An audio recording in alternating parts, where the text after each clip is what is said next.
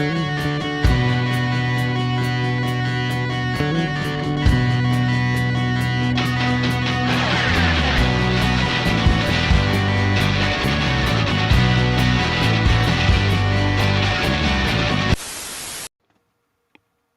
evening, everybody. Welcome to another live episode of The Breakdown.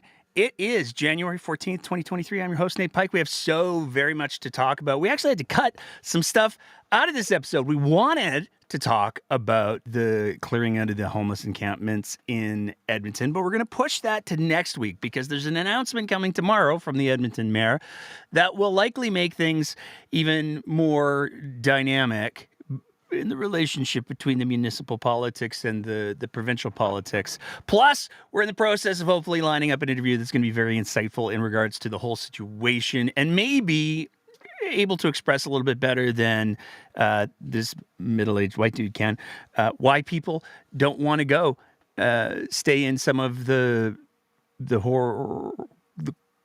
shelter beds that are available. Let's say it that way. So we're hoping to be presenting that interview fairly quickly here. We had a couple other things that we wanted to talk about, but there's just so much. We're also not going to be talking tonight about, our lights are on, so we're doing great, but we're not going to be talking about the power situations that the province of Alberta saw over the weekend. There's been a couple of days now where, due to the extreme cold as well as a lack of wind and some other things, there's been some warnings. People's phones made the scary noises. That's still in the process of getting sorted out as well, and we are neither economists nor lightning wielders. So we're gonna give it a little bit of time to percolate, and then we'll try to make some sense of that in the next week's episode as well. So we already got a lot of stuff that we're going to be carrying forward to next week, but we have things that we gotta talk about tonight, and we're going to start with a little story about our first chunk of the show is going to be dedicated to healthcare. And we're going to start with a conversation about EMS and paramedics. Anybody who listens to the show knows what's coming next. Disclaimer: I work professionally as a paramedic. I disclose that so there's no accusations of bias, because I am super biased. But want to be very clear, speaking only for myself and the show, not speaking for any organizations that I may or may not be affiliated with. That being said, let's get right into it. News story came out on January 8th. And it's pretty stark. It paints a pretty stark picture of what's going on for emergency medical services in the province of Alberta. The headline: are you ready to go back? There's more calls waiting. Alberta EMS workers are burnt out, paramedic says. Now, this whole story is based off of information that's been provided by a Calgary area paramedic named Ryan Middleton. We've had Ryan on the show before to talk about some of the FOIPs that he's done in regards to the EMS crisis in Alberta. And Daniel Smith likes to say all the time, we fixed it. We did the 45-minute thing, and paramedics are getting back onto the street, and everything's fine. But as Mr. Middleton points out, that's not entirely the case. January 8th story from City News. Don't want to miscredit it. It's on the screen. City News detailed that in the Calgary zone, 64 vacant shifts were highlighted on Christmas Day, followed by another 53 vacant shifts on New Year's Eve. Now, that's a lot of ambulances that don't have paramedics to drive to them or to respond to calls. But it's really important I want to give, in particular, Mr. Middleton a bit of a shout out here, because not only has he managed to grow a fine, a little bit of it's not Movember anymore, but he's got himself some facial hair going on there. It's pretty fly, pretty Princess Guidey. You gotta like it. Princess Bride E. Man, I'm tripping over the jokes already. It's going to be a hell of a show, folks. Mr. Middleton has done a lot of work to raise awareness. And there's a quote from this story that I want to read because it really kind of speaks to the frustration I think, that a lot of people in EMS and in the healthcare profession in general, but particularly for EMS and first responders, are experiencing. Here's the quote. I don't know any other jobs where you may have to go to work and encircle your hands around the torso of an infant trying to revive them. And you're only earning $3 more an hour than you were 8 years ago when you had to do it for the first time. Keep someone alive long enough to get them to a hospital, explain to someone in an emergency department that the person in the same car has been decapitated, and then you have 2 minutes to find a coffee and a washroom before you're being asked on a cell phone, are you ready to go back? There's more calls waiting, he said. So very clearly, that's where the headline of the story came from. And it's pretty stark. If you've been working in the same profession, and it's the high stakes profession that is healthcare, and in particular EMS, $3 in 8 years is not great. It's not. Just no getting around that. Now, it's very clear in the story that he does this conversation and participated in the story that he did with City News as a patient advocate, not as an employee of Alberta Health Services. So just to be crystal clear, I'm reading this story as a podcast host, not as an employee of Alberta Health Services. Moving on from there. Cuts! Coming to healthcare. With the healthcare crisis going, you would think one of the last things that you'd want to see would be cuts to healthcare, but you'd be wrong. You'd be so wrong, because there's been some edicts that have been issued. There's been some declarations that have been made, and the United Nurses of Alberta are raising the alarm over an internal memo from Alberta Health Services Acting Chief Financial Officer Michael Lamb, instructing the province-wide healthcare agency senior leaders to reduce the use of overtime and agency staffing by at least 10%. So, to be clear, what they're talking about is they don't want to use external nursing agencies. It's been a fairly regular practice for a fairly long amount of time to use external agencies to bring in people, and it does cost more, but the people come in and do the nursing things. That's been going on for quite some time. And the edict has come down that that's to be decreased by at least 10%. The edict has also come down that overtime is to be decreased by at least 10%.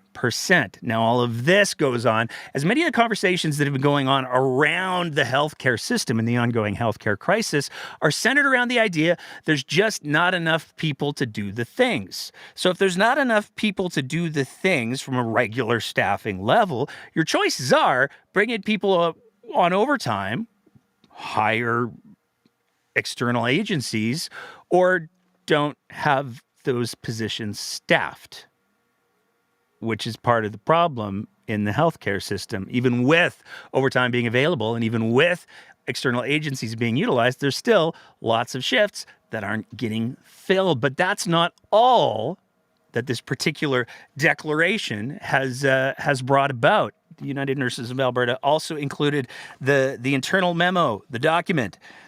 And this isn't the only cost-cutting measure that's taking place. Also included is any discretionary spending, which apparently includes travel for non-clinical purposes, purchases of non-clinical equipment, including any office supplies, consultant engagements, working sessions, or any education, which is, why would we want the healthcare workers to learn the newest healthcare things? I don't really know what to do with that last section of the memo, but nonetheless, that's the mandate that has been put out there, and the United Nurses of Alberta was calling it out really quite strongly, emphasizing that they believe that it's going to cause significant risks to patients and patient outcomes. Moving on from there, one of the things the UCP has promised that they were going to do for basically since they were a thing, was that one of the big mandates, they got a whole ministry for it. They're going to cut red tape, except in Red Deer, it appears they're putting it up quite literally in emergency rooms. On January 5th, Red Deer made the news because their hospital which is pretty much always over capacity. This is the Red Deer Hospital, and the capacity issues at the Red Deer Hospital have been going on for years and years and years and years. So to be really, really clear, the capacity issues in Red Deer have been a problem that multiple successive governments have known about and haven't done, let's go with, enough about, because the problems continue to persist. Well, over the last couple of weeks, they've apparently gotten to the point where makeshift treatment spaces were thrown together using tarps and duct tape. But that's not all that's been going on in Red Deer, because early in the week, we got a couple of DMs about the MRI thing that we threw out on the social medias. The DMs, there's two of them. Hey, I thought you might be interested in this. My friend admitted to the Red Deer Regional Hospital where she needed to get an MRI and was told they don't have any working and are currently sending them meaning patients, to Edmonton or Calgary for an MRI. Got a second one a couple hours after we posted the first one, can most certainly confirm the MRI stories about Red Deer. And it wasn't long after that the news picked it up as well. And a story broke, again, in the Red Deer news. And I just got to say, the folks at the Red Deer News Now do not get enough credit. Because, they're killing it with the journalism that they're doing up there. Everybody should send them Cadbury eggs or something, because they deserve a little treat, perhaps a Kit Kat. But the Red Deer Hospital, their MRI machine was confirmed to be out of service, and they included a picture of the tarps and the red tape. And I just love that it's red tape. The jokes write themselves. They have been on our social media for the last 4 or 5 days. But the second, this news story talked about the fact that for a period of 2 to 3 days, the MRI machine in Red Deer went down due to an unexpected issue with a component that needed repair over the weekend. Patients were instead shipped to Calgary or Edmonton. Now, this next bit gets to be important for some of the things that we're going to talk about as we go, because we've got some issues that we have to address that are coming up, particularly with our very next thing that we're going to talk about. But how much? One of the questions that came up on the social media was, how much does a new MRI cost? And it turns out there's some variables. So if we really wanted to get a good idea of how much an MRI costs, we should probably look at a recent installation, because it turns out when you buy an MRI, you're not just buying the machine. Because as many TV shows have made very good hay out of, when you buy an MRI, you're essentially buying a giant magnet. And the problem with that giant magnet is, unless it's in the right kind of environment, it can cause all kinds of problems. So you're not just buying the machine, you're buying the room that you're putting the machine into. And that room has to be customized to basically turn into a giant Faraday cage. It's not cheap. Medicine Hat did it just recently, though. And we took a look at how much it costs to install not just the machine, but the room as well. And for Medicine Hat to put in all of the infrastructure needed for the machine and the machine, it cost $3.5 million. It's not cheap, but it's cheaper than perhaps some things. Like, I don't know, knockoff children's medication. There were some stories that broke this week about the Atabay meds. And you know what? To introduce this segment, to really set the tone for this segment, we're going to briefly, for a couple of seconds, turn it over to the Premier of the province, Danielle Smith.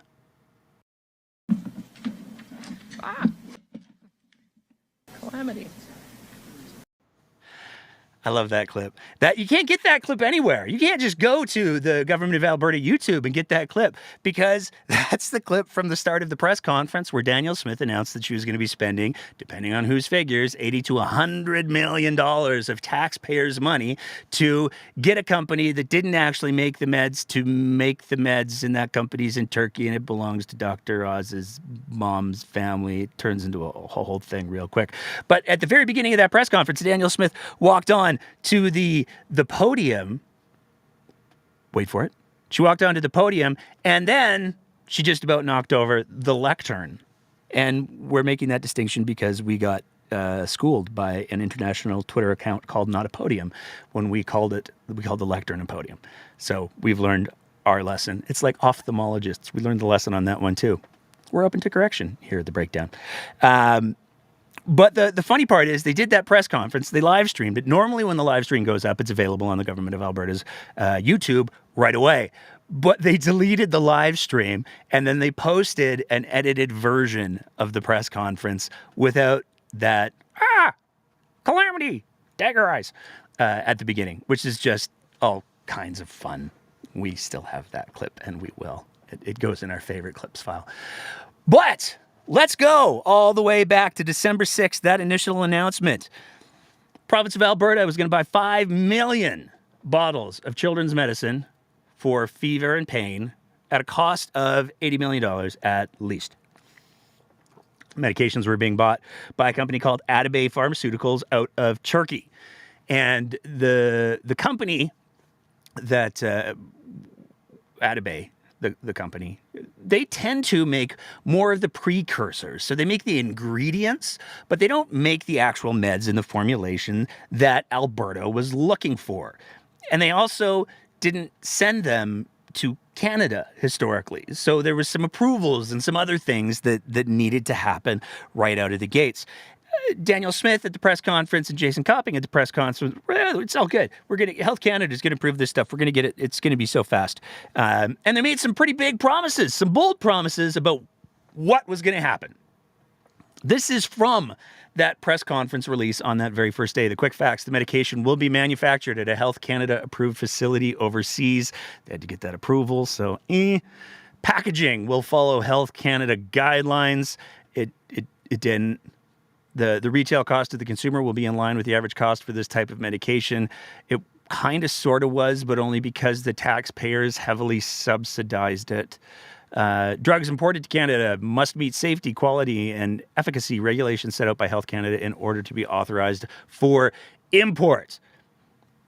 And there were problems there too. So all the promises that were made right out of the gates about how wonderful all of these drugs were going to be and the high standards that they were going to meet, they went by the wayside pretty quick. The first shipment was on January 18th. It was 250,000 bottles of acetaminophen, or Tylenol, or Tylenot, as the Turkish meds colloquially became referred to. It was approved only for hospital use, as it did not have child-resistant caps or the required labeling. So 250,000 bottles of this Tylenot were received by the province of Alberta. And then it was promptly said, hey, because you guys don't have the child-proof caps and because you don't have the correct labeling, you can't just put this out there for consumers. And the government responded by saying, that's okay, we'll use it in hospitals. Except one of the things that's happened over the last year is it's since been revealed that only 9,000 bottles were ever shipped to hospital pharmacies for use in hospitals. But that was just the very, very, very start of the problems with the Atabay Tylenot.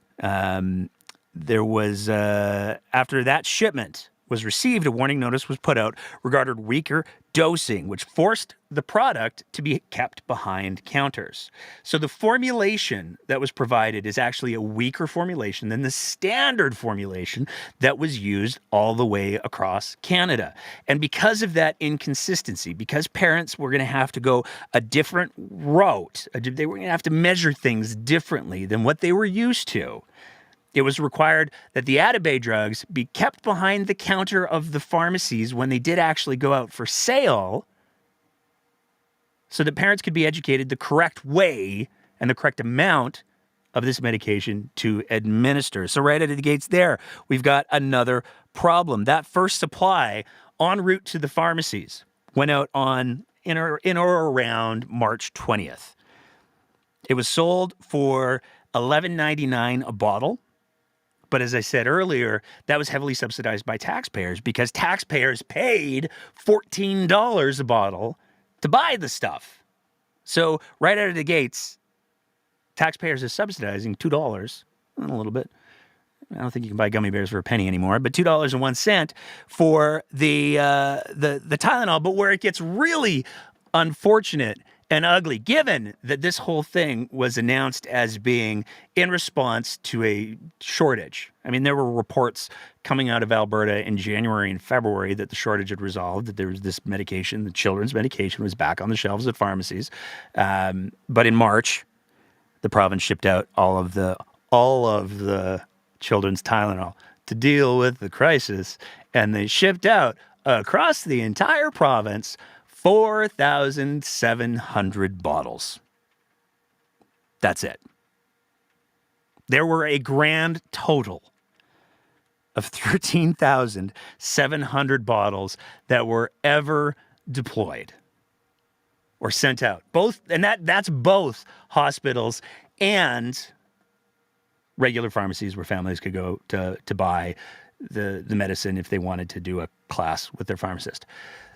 This week it got even worse, though, because the Globe and Mail released a story where they talked about the fact that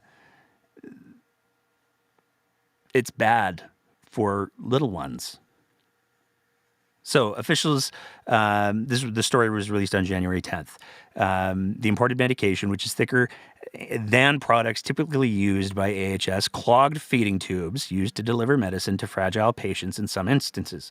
Tubes then had to be flushed with water. Officials determined the higher volume of liquid increased the risk of complications called necrotizing enterocolitis, which inflames the intestines of infants. Staff were subsequently ordered to stop using the product in neonatal intensive care units in May.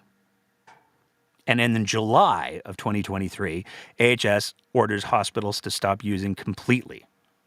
In September of 2023, the province announced one of the pitches that Danielle Smith offered up to Albertans in order to justify this $80 million spend on meds from a company that didn't make the meds in that way before, that was previously owned by Dr. Oz's mom. That just never gets old.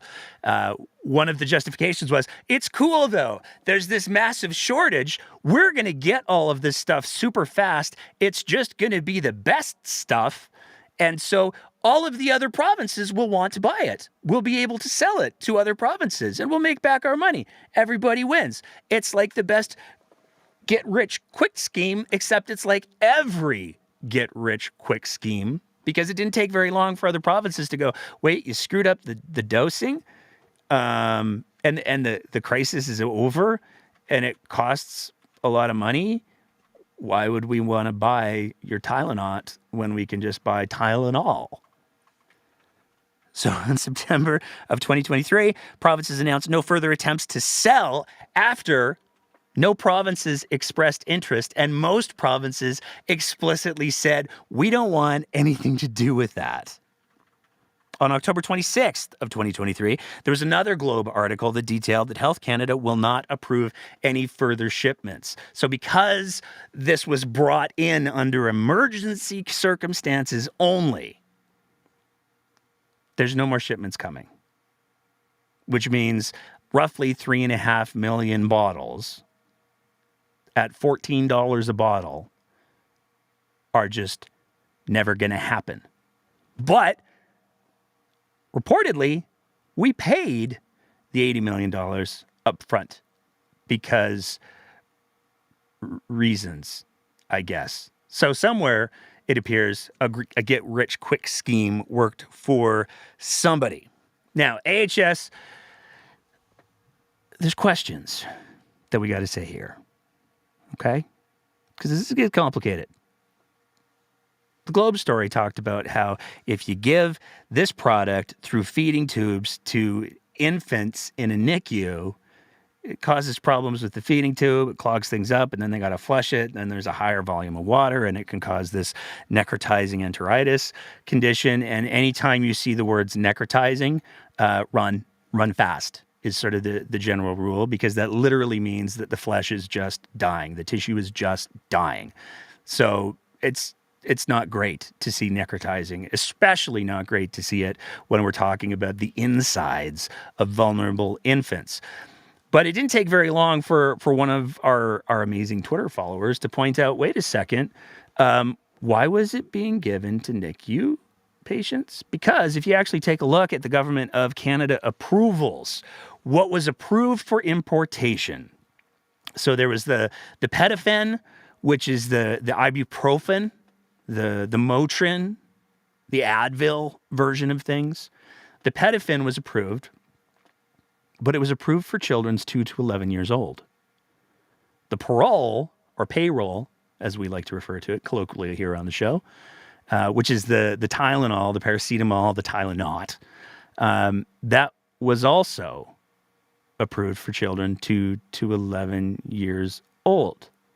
So all of the records of the approvals that we could find show that the medication was approved for children 2 to 11 years old. But it's almost as if somebody said to Alberta Health Services, hey, you're going to stop using the Tylenol. We're going to start using all of the payroll and the Pedifen, and it'll be fine. It's almost as if when you introduce a new medication in a new formulation that hasn't been appropriately field tested, that was thrown together because of the whim of a politician who wanted to do nothing more than to own the federal government and try to make them look bad, and at the same time leverage Albertans' healthcare, particularly Albertans' children's healthcare, against the federal government. It's almost as if there's unforeseen negative consequences when you fuck around like that. Because there are. And it appears on its face that this is just one example of that. Now, Alberta Health Services did issue a statement where they were very, very clear that while there were some adverse incidents, they also were very, very clear that an adverse incident can be defined as a great many different things. To read from the statement, the medication was approved for infant by Health Canada, and no patients, including infants requiring neonatal intensive care, were injured or fell ill as a result of its use. So it seems to be a tacit admission right there that, in fact, the medication was used on infants requiring neonatal intensive care, despite the fact that it was only approved for ages 2 to 11. Do with that what you will. I'm just reading the two statements that are publicly available here, not speaking for anyone but myself. The decision to stop using the imported pain medication in our NICUs. So again, we're just straight up saying it was being used in the NICUs, was made after frontline staff found that the imported product had a higher risk of clogging feeding tubes due to a higher viscosity. In healthcare, the terminology adverse reaction does not mean patients were injured. In this case, adverse reactions included not tolerating the taste of the imported medication or the volume. Technically, the need for what might otherwise be an unnecessary procedure, replacing a feeding tube, also requires as an adverse event. Instances where product packaging and labeling can be misapprehended can also qualify as an adverse event. The Atabay product was used in AHS sites for approximately 2 months before staff reverted back to their usual medication. So, it seems pretty clear that, yeah, the medication was used on infants in a neonatal intensive care unit setting. We don't know how to square that with the Health Canada approval for ages 2 to 11, because 2 is pretty far past neonatal. We Googled it. So do with that what you will. But at the end of the day, the total costs of this vanity exercise, estimates are at least $80 million to $100 million. But even if we go with the low end, even if we go with the $80 million number, that could have been 23 new MRI suites across the province. That could have put 23 new MRIs, not just the machines, but the rooms as well, across the entire province. And one could think, if you're dropping 23 MRIs across the province, not only would you improve the quality of healthcare, not only would you improve the access to MRIs, whose waiting lists are kind of legendary in this province, but you'd actually have something to show for it.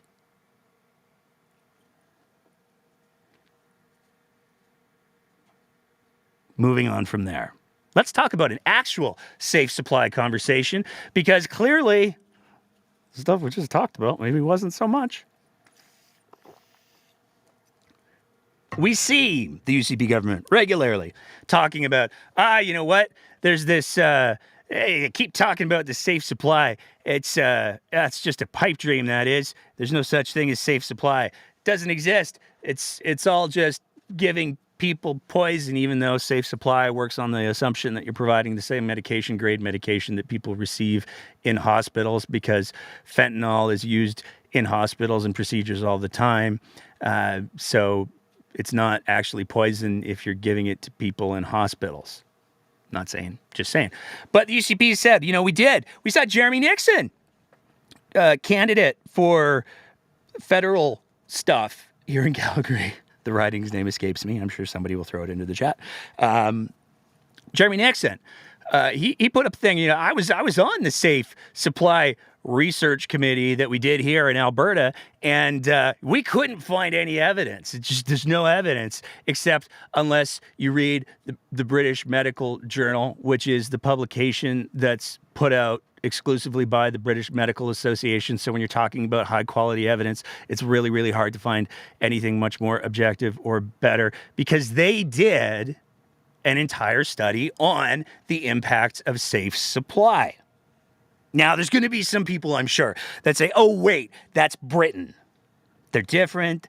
They call their stuff chips instead of French fries. They have questionable dental records, like their history with dental stuff isn't so great, and they have this propensity for producing talk show hosts that just go on they host American talk shows, and that's really all that it is that's all that it is, except that's not all that it is, because the study was actually done in British Columbia. This is a study that was done in Canada. It was done in British Columbia, and it looked primarily at two things. It looked at, hey, if we provide a safe supply of opiates, do we save lives? It also looked at, hey, if we supply a safe supply of stimulants, do we save lives? And the answers are pretty conclusive.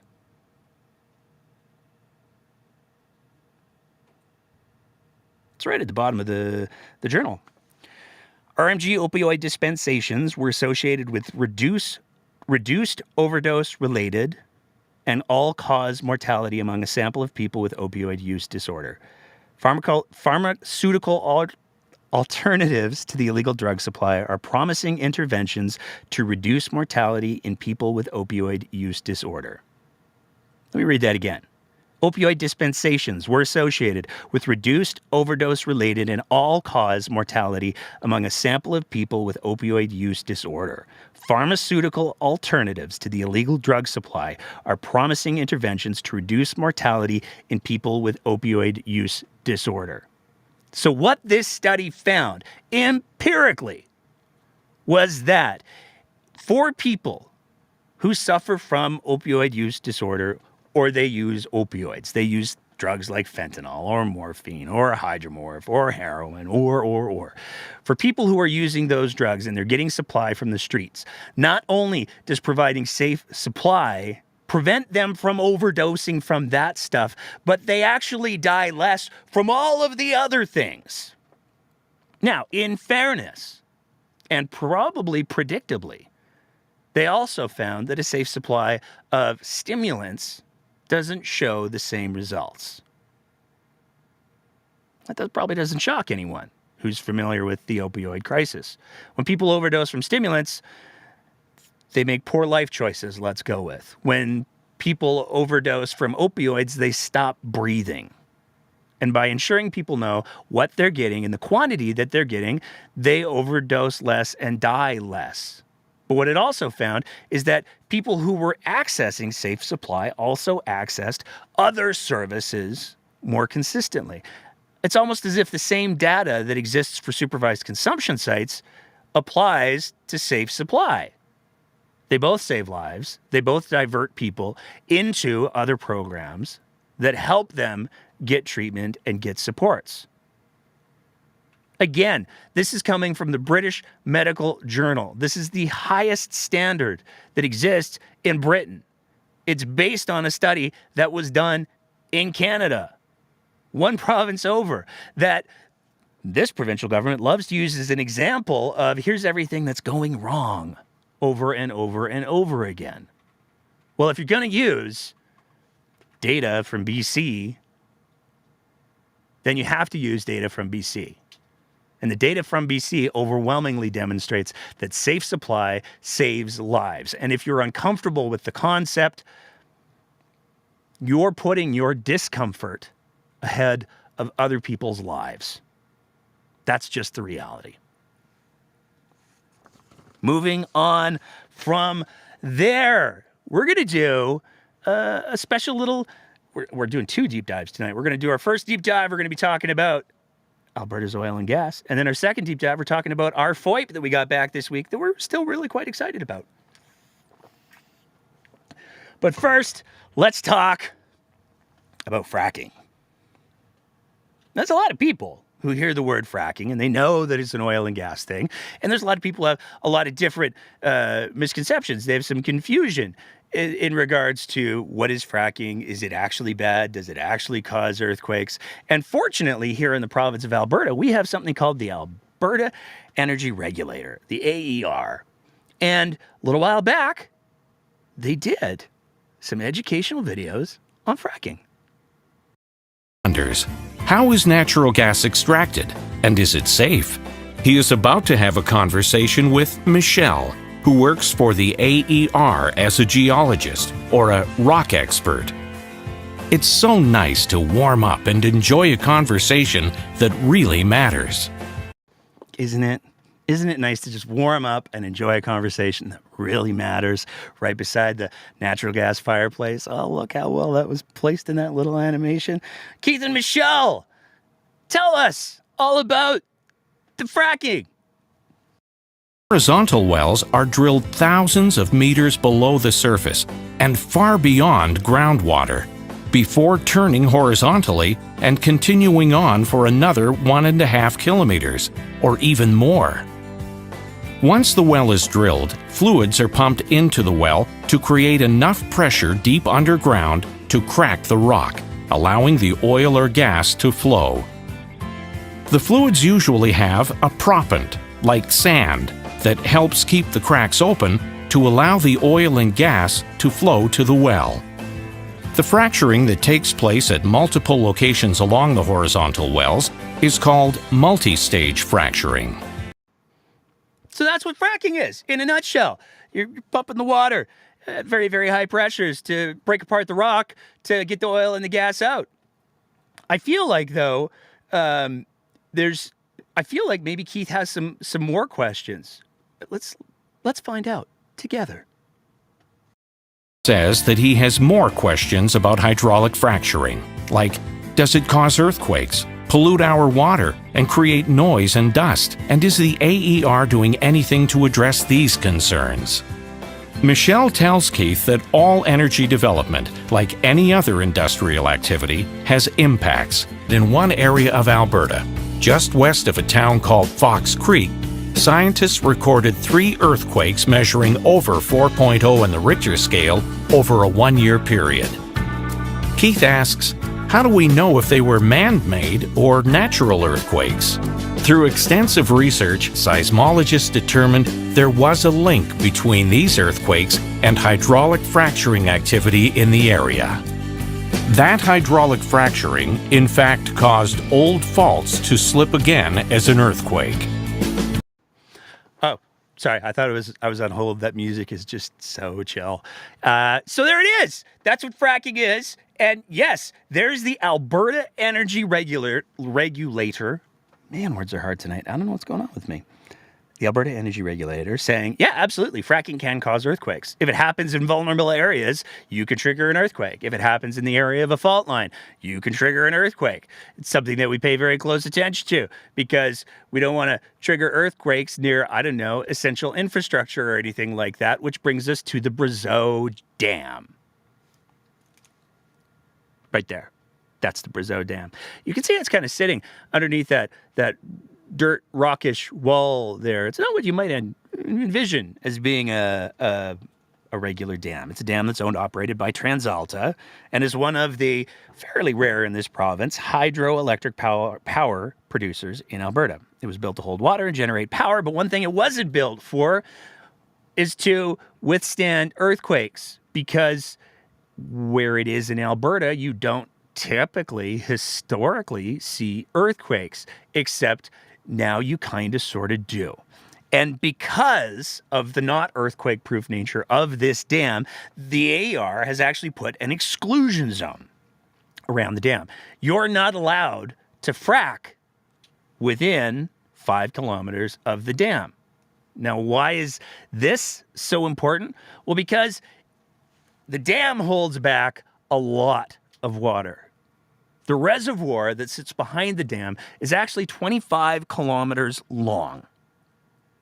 Sorry, 20 kilometers long. It's a big reservoir, holds a lot of water. But it's also where it connects to that's of particular importance to understand, because it actually hooks right up to the Saskatchewan River. North Saskatchewan River in particular.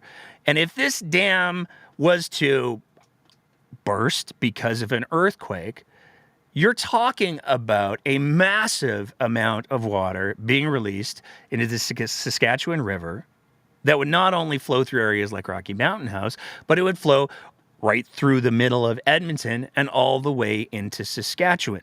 So the moral of the story is, if this dam goes, it's going to create a lot of unintended consequences. In fact, so much so, we didn't have the chance to put the graphic together for tonight, but if you go on the website for TransAlta on the Twitter machine, if you go to their social media, you'll see an announcement from them that's saying, because of the power shortages that we've experienced in the province of Alberta, they're going to be opening up the flow on a lot of their hydroelectric dams along the North Saskatchewan River. And to be extra careful in that area because of the ice flows and because of the increased volume of water that they're going to be letting out to produce more power, there's the potential for flooding. And that's just when they're doing a controlled release in order to generate more power. You can imagine if there was a catastrophic earthquake and that dam catastrophically failed, the kind of impact that would happen downstream. Now, this is where it starts to get complicated. There are a couple of oil and gas companies who have said, yeah, okay, so fracking causes earthquakes, and this is a super vulnerable area, but we'd still really like to frack there. So how about you let us do that?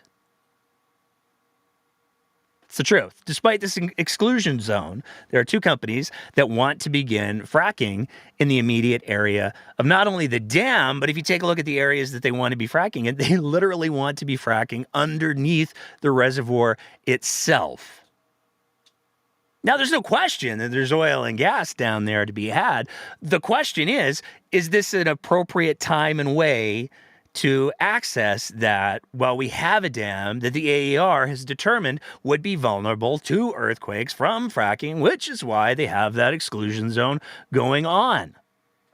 It's triggered a lawsuit that's been going on since 2020, where TransAlta has said, hey, if you guys are seriously going to be considering doing some fracking here, whoever's doing it should have to pay for all of the infrastructure upgrades to the dam to make sure that the dam could withstand an earthquake that's potentially 4 on the Richter scale or higher. And again, it's really impossible to overstate how catastrophic a failure of this dam would be for everybody downstream of it. But where it gets really uncomfortable is allegedly there hasn't been any consultation done with anybody downstream from the dam. This includes, from what we're able to gather from looking at the AR's website, the Ochese First Nation. And there is a duty to consult that exists anytime there's going to be changes, potentially, to land that is part of treaty agreements. And of course, all of Alberta is covered by treaty agreements. So when you're talking about flooding an entire chunk of land like that, it's probably a good idea to put people into the loop. But there's a proceeding in progress right now with a hearing scheduled for, I believe it's March 18th to the 24th, where the Ochis Nation is saying, hey, so if this happens and if earthquakes happen there, which AER you've said is a risk, the whole reason for the exclusion zone again, that could not only mess with like our land, but it could mess with all of the land that we've agreed through treaties that we have access rights to hunt and trap on. Never mind all of the other downstream communities like Edmonton. If you live in the city of Edmonton, check your mailbox. Did you get a notice from Ridgeback Resources, now Saturn Energy, saying, hey, we're thinking about maybe doing some fracking near this dam. It could get interesting. You're okay with that though, right? It's also worth noting these are two smaller, the companies that are trying to push for this are two smaller resource companies. They're not big players. So there's a lot of questions as to why is this even a thing? But the greater questions is, why aren't we having this conversation on a provincial level? We saw through the energy crisis that this province has been experiencing for the last 48 hours, projected to go on for another couple of days, that the Brazeau Damn was being asked to increase production in order to help preserve the grid. If this thing goes, it's going to have an impact on the grid. There's no question about that. Not only from its own failure, but from all of the flooding. But do you hear politicians weighing in on this issue? Do you hear people talking about the fact that this is something that is in the end stages of the hearing process and the challenge? Because the first time we heard about this was when someone sent us a DM and said, hey, are you familiar with this thing at all? And then we started poking around. One of the biggest reasons that you probably aren't hearing from any politicians on this is because it represents something of an existential question for Albertans. Because on one hand, the AER has said fracking causes earthquakes. Earthquakes can destroy critical infrastructure. That's why we have this exclusion zone.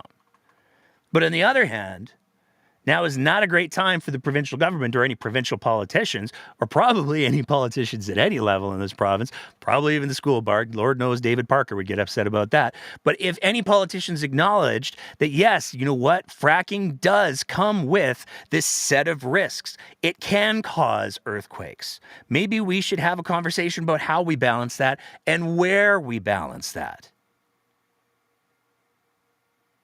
You can't speak ill of oil and gas in this province.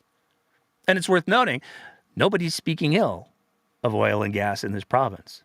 Simply asking the question, are there areas where the risks of fracking are worth it? And are there areas where it isn't worth it? And when you talk about affecting the water supply for everything downstream from the Brazeau Damn, especially as we're heading into what many people are predicting is going to be a drought in the province of Alberta for the next year, one would think that preserving the integrity of the water supply would take a little piece of the conversation. But nobody's talking about it. So talk about it. That's all we're saying. Moving on from there. We got one segment left. And then we're going to open it up to our open mic.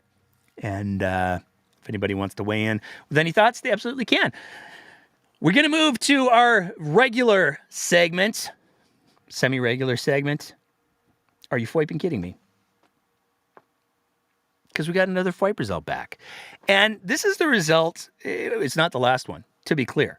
But this is the result of a series of FOIPs that we've done because we've been trying to make sense of how exactly did Alberta find itself in this conversation where we're entertaining the possibility of an Alberta pension plan. So to recap a little bit, in 2019, after winning the provincial election, Jason Kenney and the UCP launched the incredibly biased foregone conclusion fair deal panel in the true faith of all of the panels that the UCP launched under the Kenney regime, where you had a foregone conclusion and you wanted to demonstrate that at all costs. So you'd have a panel that would go and do the things cough supervised consumption sites cough. And they launched this fair deal panel, but because despite Alberta historically having the highest quality of living and the highest incomes in the entire country, we're somehow the perpetual victims in everything. And I'm allowed to say that, for the record, because I was born and raised in this province. And I personally think it's ridiculous how often Albertans lean into the trope of, oh, but we're the victims. Because that's not the Alberta that I grew up with. And I know there's probably a lot of people who are going to look and say, oh, he's that Fred Durst-looking guy from Calgary. He lives in a big city. And you can say that if you want. I mean, keep rolling. Do as you will. But I actually grew up in northern Alberta. I grew up in rural Alberta before I moved to Calgary when I was like 12 or 13. So I have the privilege of having both rural and urban in this Fred Dursty shell. And I don't agree with the perpetual victimhood that we put on, because the Albertans that I know, the Albertans that I grew up with, are Albertans who get stuff done.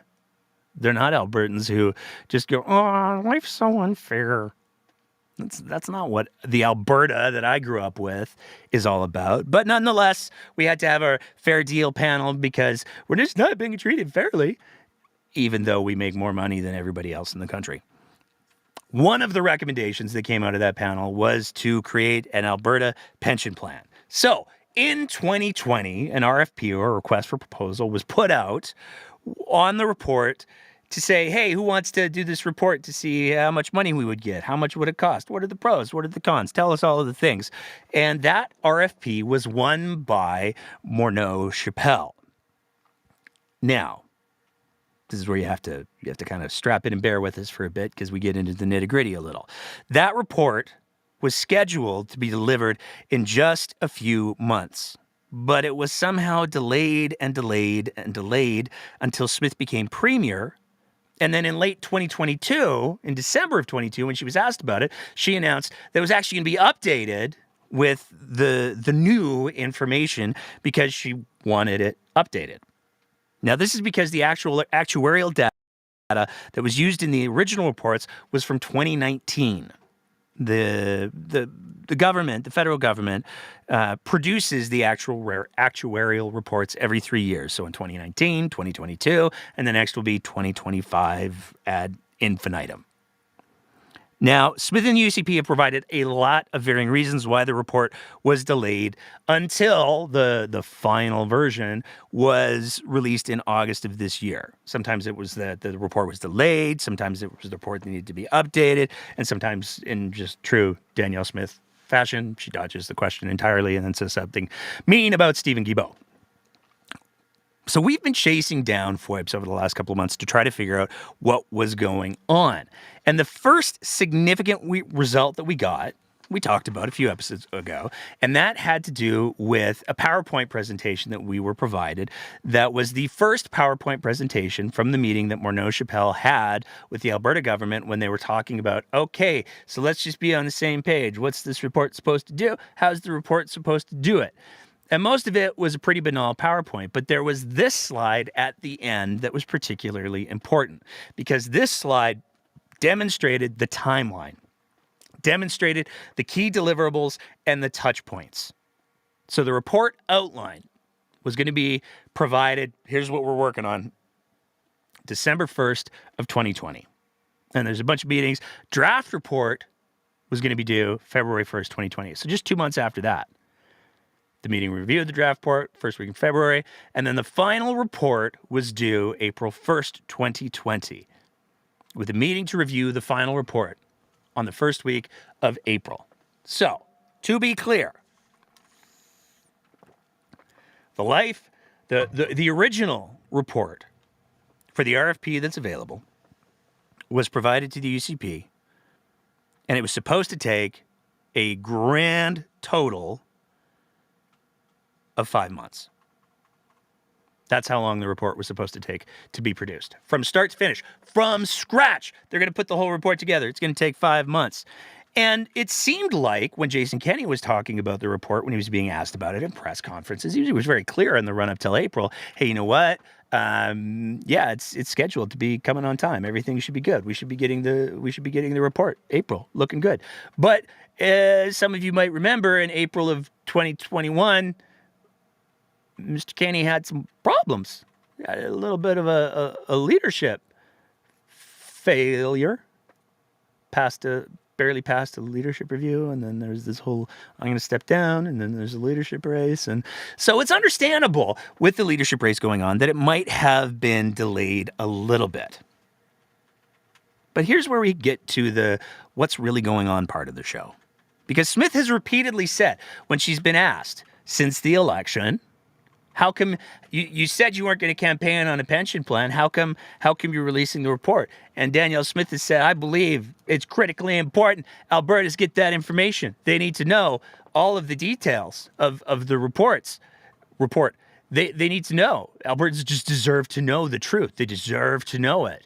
I didn't want to keep Albertans waiting. As soon as we got the report in August of 2023, I felt like Albertans should have access to that because I believe in transparency or something to that effect.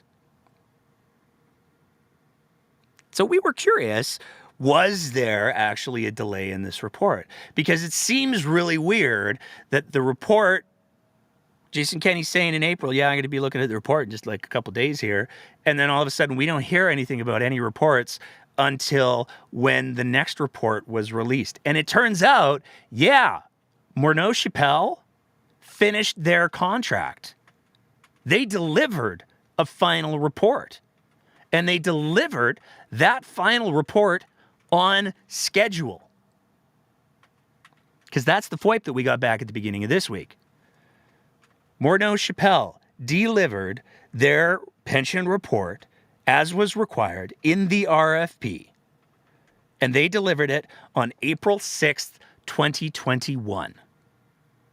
So the provincial government, the UCP government, had the report from Morneau Chappelle in their hands on April 6th, 2021. And then for some reason, it was just never ever released. And at some point in time, the decision was made, hey, you know what? We've waited so long to release this report that Albertans deserve to know about because of transparency and stuff, and they're getting screwed so bad. We got to move on this. We got to let Albertans make an informed choice and stuff. They decided to go back, redo the report with the updated numbers that were provided at the end of 2022. But even then, it gets really confusing. Because if we take a look at the Morneau Chappelle report from start to finish, it took 5 months. And that was from start to finish. That was starting with nothing, writing the whole report, doing all of the calculations, doing all of that stuff, and then producing the report and handing it off on April 6th, 2021 to the UCP government. Their contract was fulfilled at that time. One can't help but wonder if the UCP, at the end of 2022, knowing that the data was going to be released at the end of 2022, said in a press conference, which they did, that they were going to be delaying the report because they wanted to have it updated with the new information, why an updated report would take 8 months. Because we're now talking from January to August. Especially when, as has been pointed out by people way smarter than us, the reports are, for all intents and purposes, pretty much identical. Dr. Dwayne Bratt, who's a political scientist at the University of Mount Royal, and who's been on the show, been generous enough to appear on the show multiple times, took a look at the report right after we got it. Because as soon as we received it, we said, hey, we're not journalists, because we're not. Any economists, any political scientists, anybody who knows the things, send us an email. We'll send you the report. You can tell us what you think. Everybody wins. Dr. Dwayne Bratt took a look at it. He said, I've reviewed the differences between the LifeWorks August 2023 and Morneau Chappelle 2021 reports on the Alberta Pension Plan. It says nice things about us. Outside the name of the company and the date, the two reports are largely the same. He goes on to say, here are two important passages from the executive summary. 2023 report on the left and 2021 report on the right. They're identical. So it's not like they built a whole report from scratch, and that's why it took them 8 months.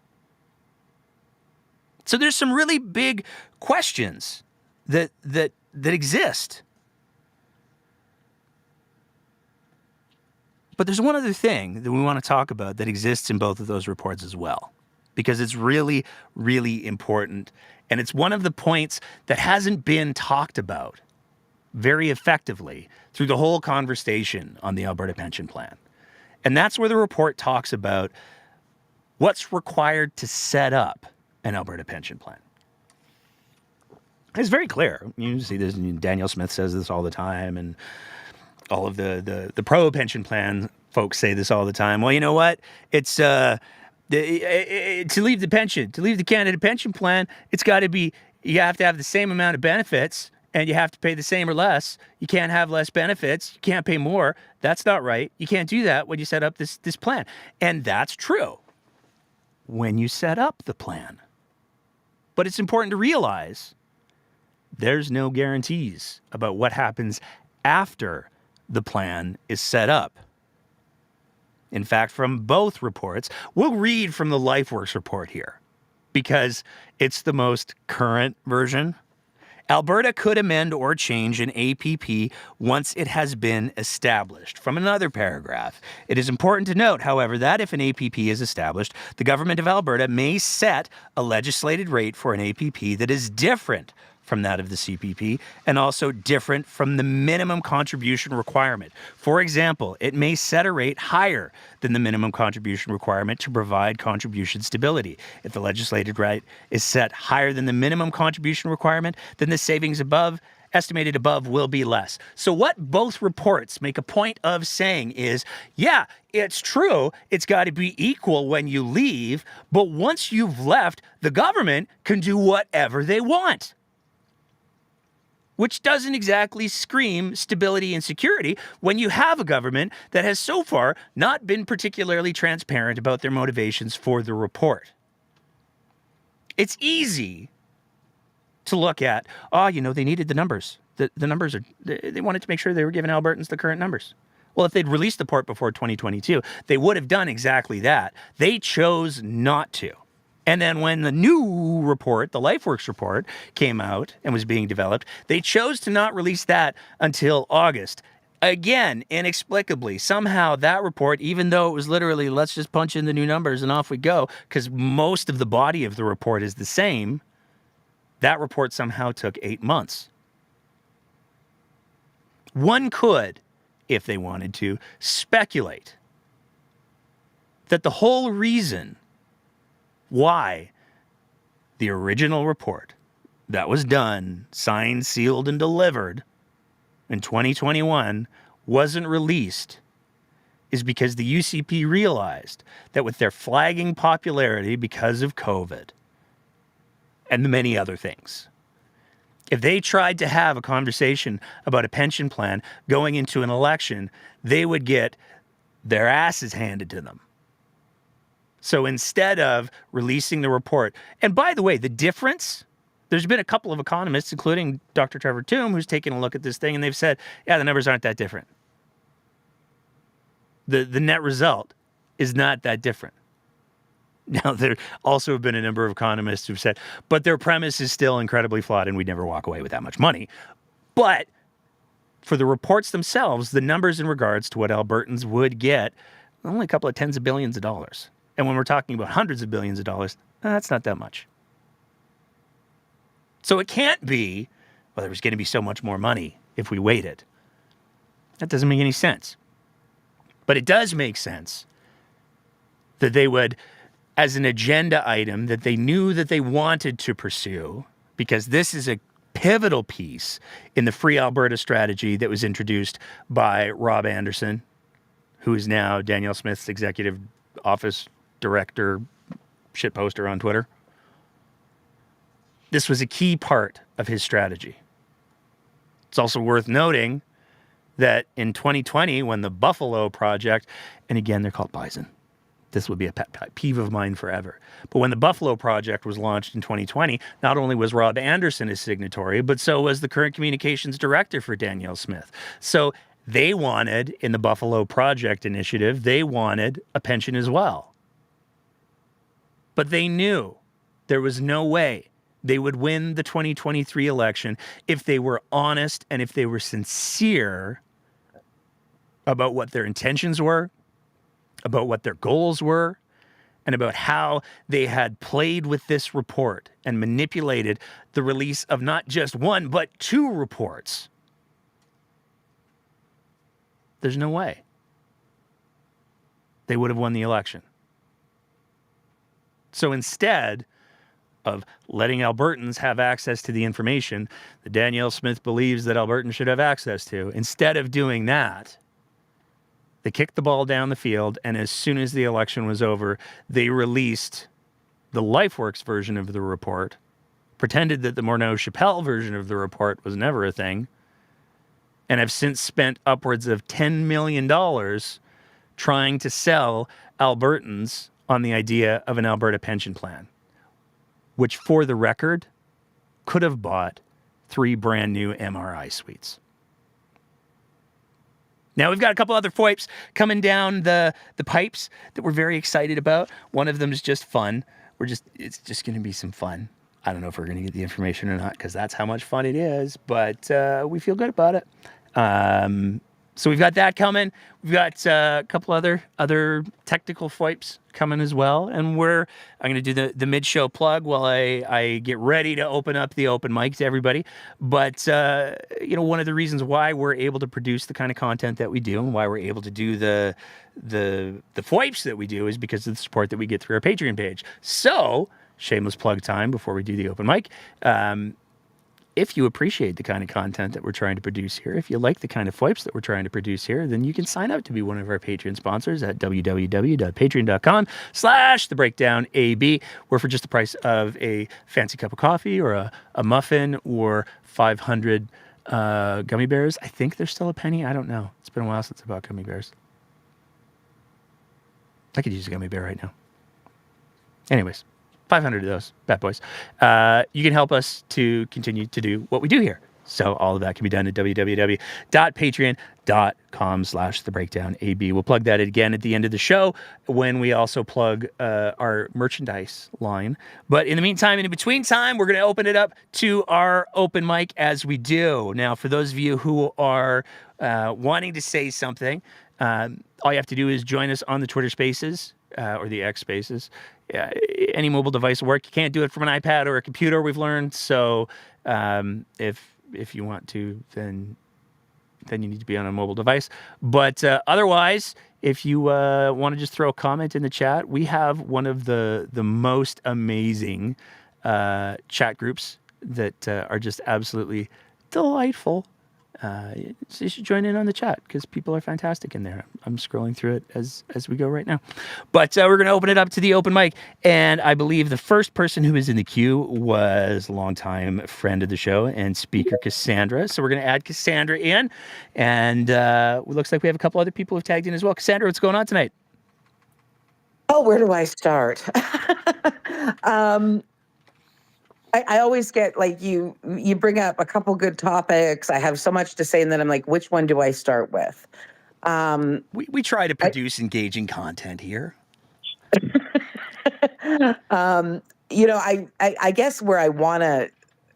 I looked up some statistics recently on median incomes and some other things. So according with the.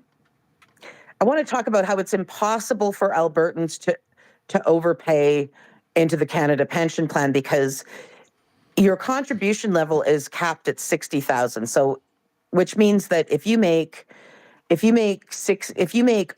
61,000 or you make 100,000, you are still paying the same contribution as you did at 60,000. Prior to 60,000, it goes up incrementally. It's based on a percentage of your income. But once you get past the 60,000, you no longer pay more. You stay at the 60,000 contribution level. The average median income in Canada is 63,000 annually, and that's averaged out across Canada. and the average median income for Alberta is 77,000. And so both the average people making the average median income in Canada and the people making an average median income for Alberta are still paying exactly the same contribution level, and it's absolutely impossible. And I don't know what, like, the absolute idiot, like I've been struggling with this. Like, is it that she's that stupid, or does she think we're that stupid? And I finally come somewhere in the middle where, yes, she thinks we're that stupid, but she's also that stupid that she thinks I don't think that we're she's. that stupid. Well, I mean, there's that. I think she thinks that people are that stupid. I think that she thinks that the victimhood complex that exists in this province runs so deep that all you have to say is, the Western or Eastern elite, and everybody will go, yeah. And she's tried to explain the theoretical construct that she's using to say that Alberta overpays, but it's Well, and it's not Alberta that overpay. It's not Alberta that pays. Like, it's not our tax dollars that are pay for our CPP. right. To be clear, it's not government money. And she's pretty much said, and I don't have the clip that I can just throw in the chat, but she's pretty much said that like, she wants to grab this money and use it for the government coffers and do what they want with it. And the thing is it's not the Alberta government's money. It's not tax dollars. It's money we pay off our paychecks. A portion we pay our contributions. Our employers match them, and that's the end of it. It has nothing. And by the way, I had, not when I was working, not only did I pay into the CPP and my employer matched my CPP, but most of my employers also paid for a separate pension plan, which I paid a portion of, and they matched that portion. So it's no different. Like, it's the same thing. It just happens that the CPP in most cases is managed better and more profitable than some of these other pension plans that I was also paying into with my employer. But they're contributions. They're not taxes. They're contributions. They're like I I overpaid in know my the savings like, account it's this just, week.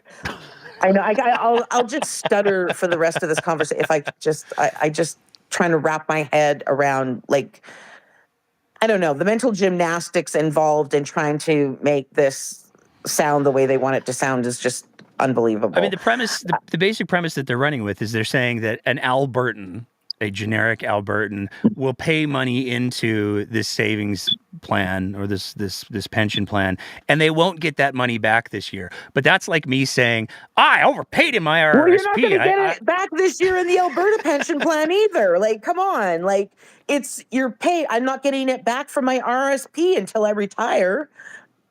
That's what I'm saying. And then when I withdraw it, they're going to tax me on it, which is the same with the CPP, and it will also be the same with the APP. So, again, it's mental gymnastics to try to make it sound like it's something other than, like, that's what happens. That's how pensions work. Like, it doesn't matter if it's the CPP, the pension you went in on with that your employer provides. It doesn't matter what it is. It doesn't matter. Like, it doesn't matter if it's your RSP or whatever registered retirement plan you have. Like, it doesn't matter.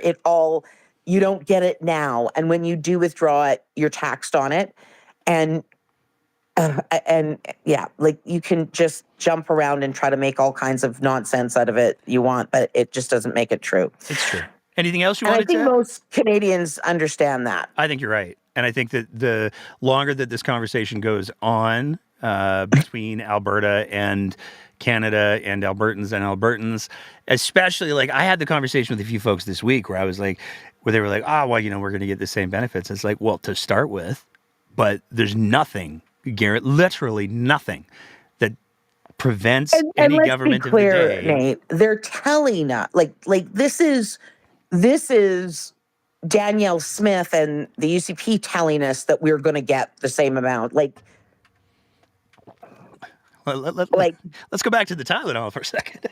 Well, you know what I mean? Like, come on, like, let's like, we have to consider the source here that's telling us that, oh, we'll get the same. No, I don't believe that. Yeah.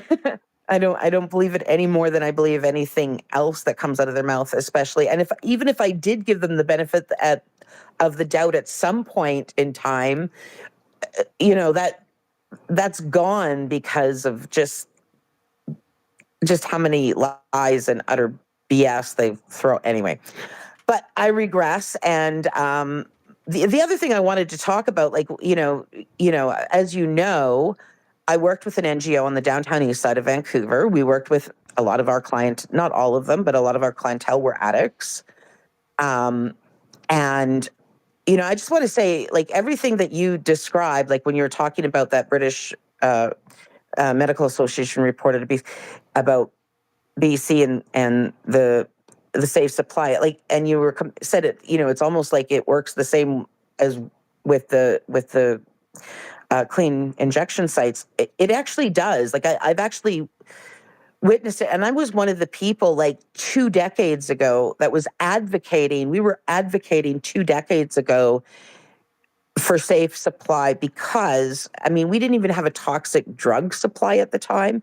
We were just looking, I mean, we did, but not to the level that we have now. Yeah.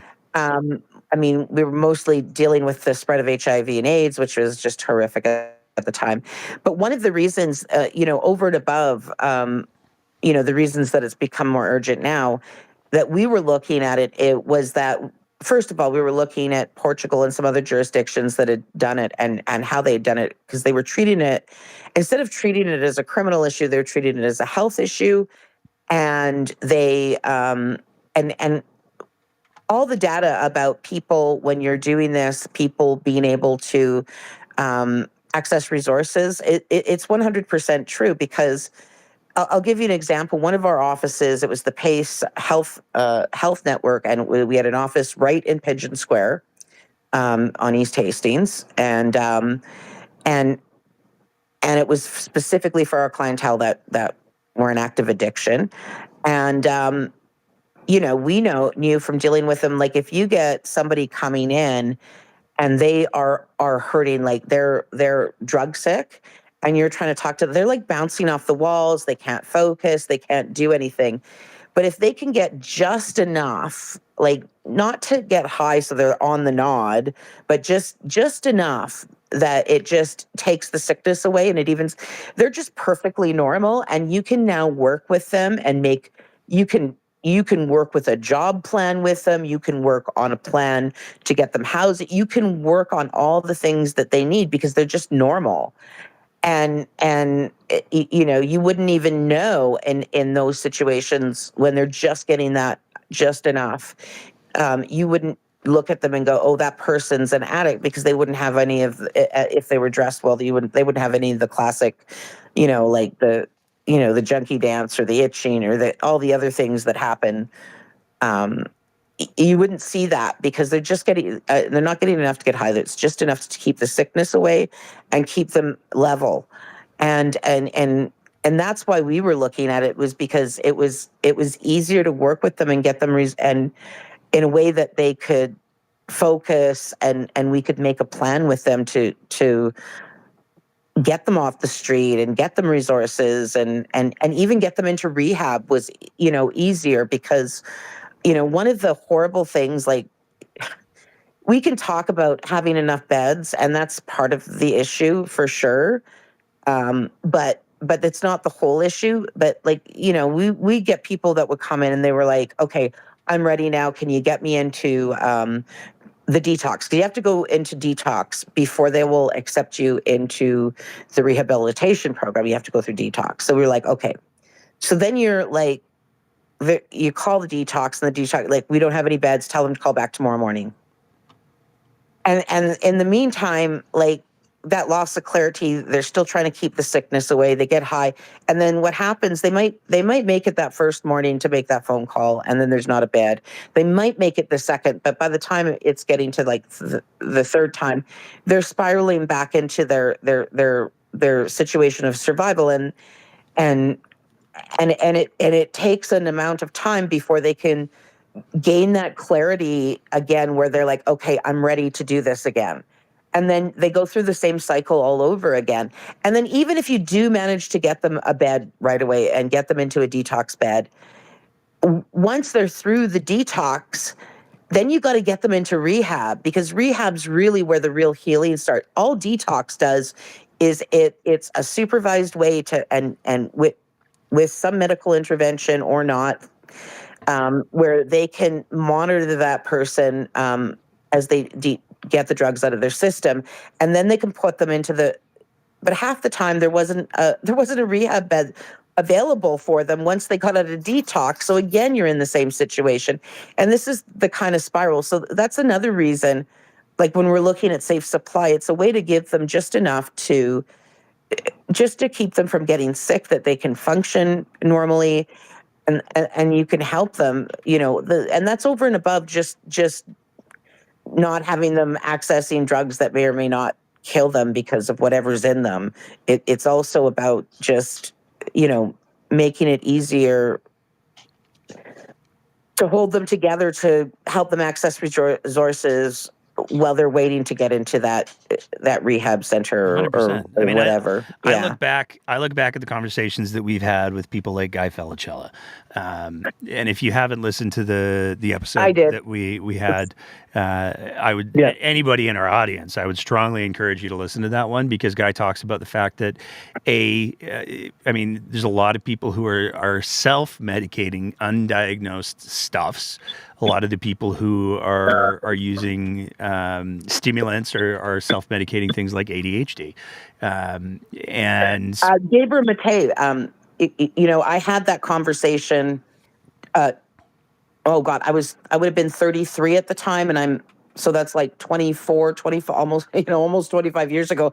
I got diagnosed with ADHD, and I read the book by Gabriel Mattei on ADHD, and I found out, I looked in the bio and it was like he's in Vancouver, and I looked in the white pages and I called him and I left a message, and he called me back.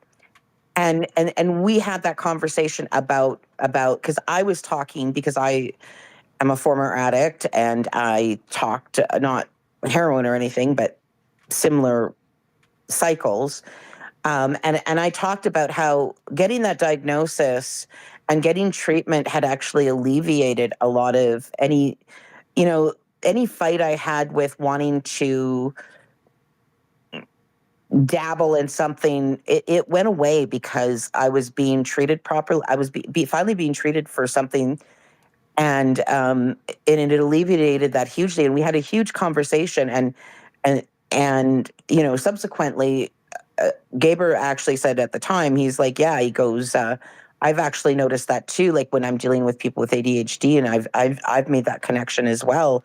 And we had an extensive conversation about it. And he actually subsequently went on to do more research into it and write a few books on it. And so, yeah, 100%. Yeah. Thank you, Cassandra. Sorry. No worries. I got 3 other people in the queue, so I'm going to give you anything else you want to wrap up with, or? I do. There's one thing, because I have to do it. And, I just can't control myself. But I just can't do Jason. And I'll tell you, it's very similar to, he's just saying the same things that I had screamed at me from this psychopath that answers his phones. But he keeps saying there's available shelter beds, and he's talking about Edmonton, and in the Bissell Center last night, I don't know if you saw it, but people took video of the hundreds of people lined up outside the Bissell Center dying to get in. It was in the bitter cold in Edmonton. And the staff were talking about how heartbreaking it was, because they needed one person to leave to let one person in, and they had to rush to close the doors. And it was just heart-wrenching for them. And in the meantime, he still keeps doubling down, even though we've got evidence and people are starting to document it. Frontline service workers are talking about it, and he's just outright lying about it. And it's just not true. I tried to get a shelter bed. I was outright told by several different service providers here in Calgary, and I just have to put that out there before I let you go. And one more thing, I saw Thomas Lukasik in here somewhere when I signed into Twitter, and I just want to say, I just think he is the most lovely man in the world. I've become a huge fan of him and Charles Adler and all the lovely work they do. And I just wanted to say that if he's still listening. I'm sure he'll hear it at some point. Yeah. I mean, one of the things I'm gonna add on to that, and then I'm gonna bring in Always Vote because they're next in the queue here. But one of the things that I think that Mr. Nixon's being slightly disingenuous about is when he's talking about the availability of shelter beds, he's ignoring there's a lot of barriers that exist. So if somebody has an animal, or if somebody has a partner, or if somebody does not want to have a particular religion jammed down their throat, then all of a sudden a lot of those beds become inaccessible to them. That's just the reality. And I think he's also being a little disingenuous, not acknowledging that they're not geographically necessarily in the most accessible of places. So I think you're right. He's No, I drove a guy a few Christmases ago. It was right before COVID. It was Christmas Day. I saw this guy and I almost drove and I turned around. I'm like, I can't leave him there. It was like minus 40 that afternoon with the wind chill. And I was like, okay. And I tried to drive him. By the way, I tried to suggest, first of all, the Calgary Drop-In Center. And he was like, hell no. It's dangerous. It's too dangerous in there. And I'm like, okay. Because it's minus 40. And then he said, and then I said the mustard seed. And he was very reluctant.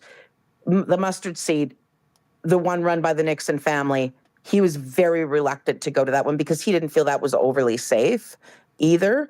And so, when you're looking at that, you really have to ask yourself, what is Jason Nixon's real motivation? And that's all I got. There you go. All right.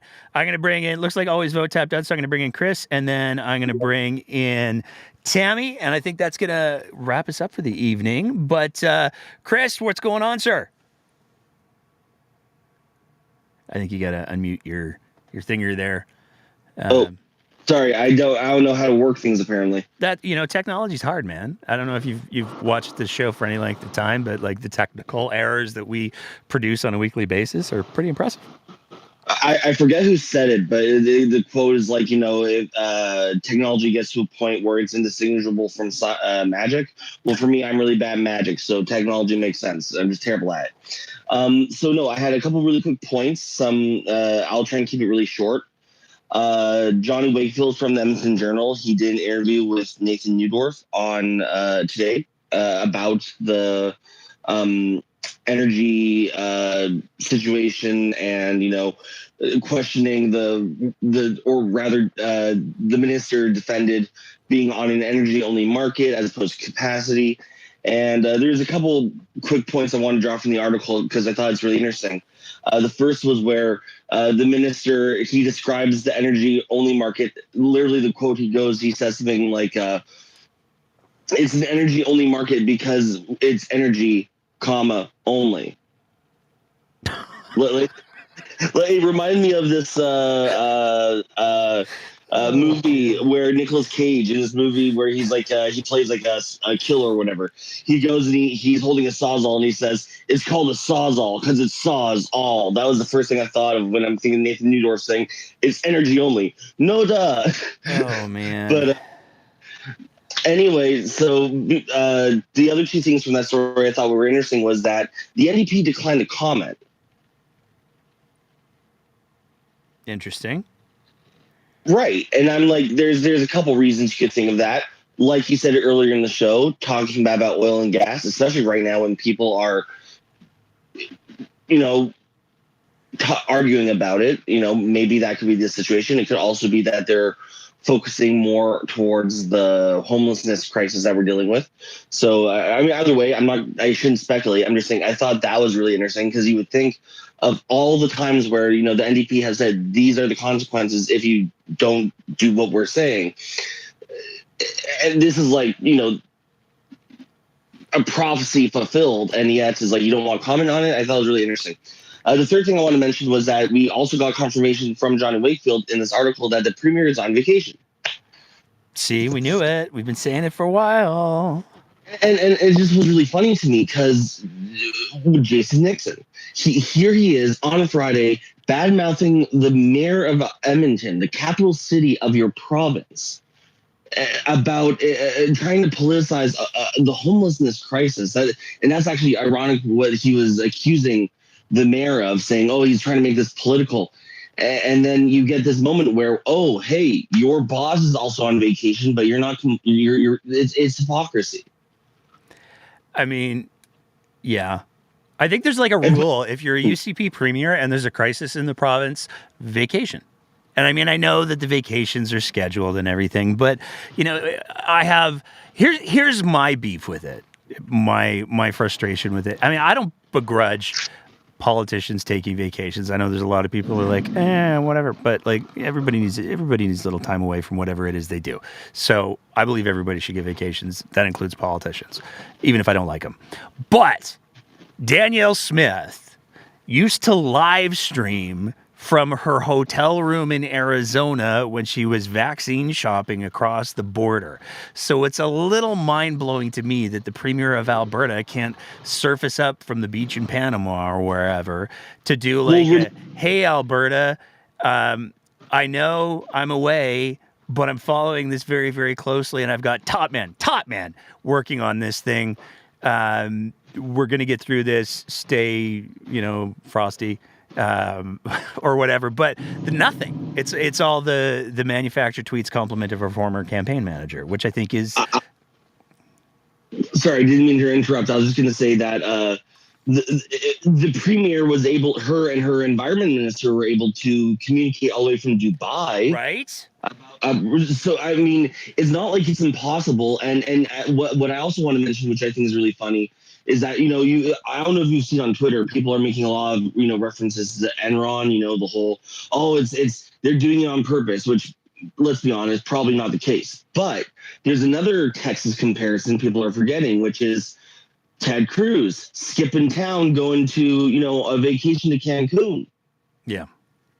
And again, I agree. Vacation, I wouldn't have ever mentioned it, but for Jason Nixon to go after the mayor on something that literally is, I don't know, it really bothers me. But my other last comment I was going to make was, I think this Albertan victimhood scheme is really predicated on a second hinge, which is this Alberta exceptionalism, which used to be true. We used to say, hey, we're the province that, we have all these amazing resources. We're the province that, we were able to pull oil out of, sand, of this impossible thing. We've conquered the frontier. We've done all these amazing things as Albertans. That was really what, buoyed, the original Lockheed, National Energy Program thing was, hey, we're not better, but rather that,